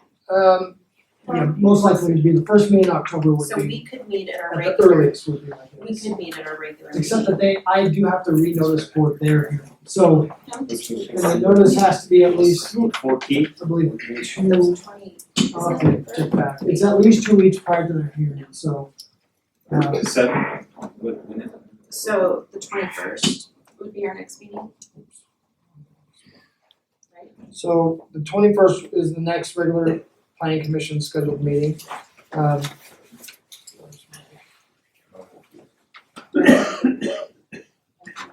Darwin, I have a quick question. On their rebuttal, is that public record that we can request to see the Oh, absolutely. Yeah, everything's public record. Anything that's been talked about, discussed, if you guys would please submit in your written that you read to me, that'd be great. You can certainly email it to me, it's fine too.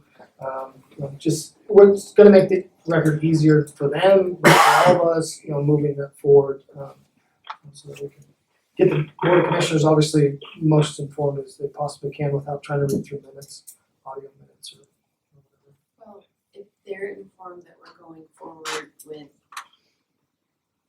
our next meeting, then they can put it on there, that we will make a recommendation, even if it's a split recommendation on the 21st. Sorry to interrupt, I'm wondering when we're gonna close the meeting for testimony, if we're now done with the portion pertaining to application, and if we're discussing logistics.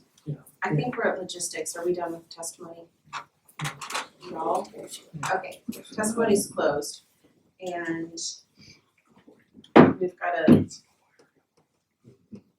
figure out a schedule here. So obviously Fair Week is Labor Day weekend.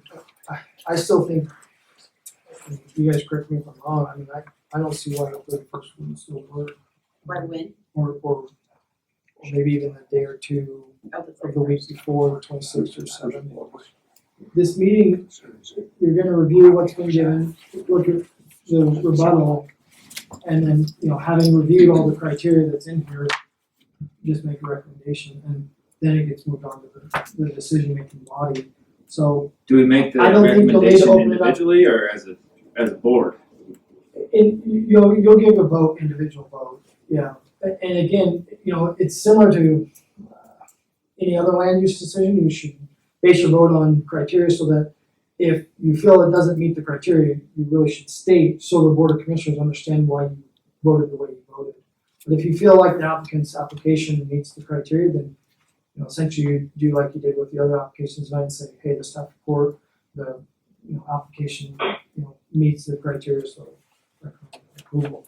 However, one of the things that I did not include in the staff report is the condition of approval. So, you know, that is, you know, the application, you know, addresses the criteria, but often we put in conditions of approval and have on all other solar projects. There's usually a list of about 14 to 16 things, which, you know, is, you know, I can get you a copy of those standard ones. I just didn't feel like I want to include them in this staff report at this time. So, you know, I'll send you those. Any other approved solar project, it's the same, almost word for word the same for every other project that's been approved. But you may want to alter them a little bit. You know, bonding was one thing that no prior solar project in the county has had a bonding requirement, except for I believe the KR solar up in Fort Rock had a retirement plan that had to be approved and it hasn't yet been built, that project, so we don't have approval of the plan yet, but that's definitely something that, you know, is part of the new House bill rule that needs to be included, so. So does the 31st it works for you guys to rebut and it works for you all to write letters and. Yeah, we'll get it in a week, I mean, we're all drag our feet, we'll get it in, so. Right. So does that give, So we can't do anything for the neighbors though? Let everybody know, like Scott was saying. Anyone that you don't feel has got notice, just let me know and I'll. we can Yeah, there's contact people them missing tomorrow. on this list. Yeah, I was noticing Yeah, I that don't, too. that are within 750 feet, you believe? How'd they get a hold of us? We're not on They, the we list. didn't get anything from them. Well, they're not within 750 feet, but they're Oh. gonna be looking at it at two sides of their house. okay, So, so that's why they didn't. encourage them to And- submit comment or whatever. So can we move that out further, Darwin, to 750 feet, so No, everybody what I'm saying gets is- a notice? Yeah, no, I mean, it essentially invalidates the process of using, the same noticing criteria for everyone. So, that's why it is published in the paper, it is, the application's been on the website, will continue to be on our website throughout this process. So all the criteria is there, you can look at that. Is the 750 feet, is that a minimum, or is that? No, that's what you're supposed to use, so, yeah. It's not a maximum or minimum, it is what you use. Which in this area, 750 feet, it's just like around it. There's no branch, there's no trees, there's no cover. That's a small big. Well, it's the same for every type of land use application, so. Okay, so can we set that meeting for August 31st at 6? Joe might be in jail. Okay. Okay, so, let's adjourn. 9:57.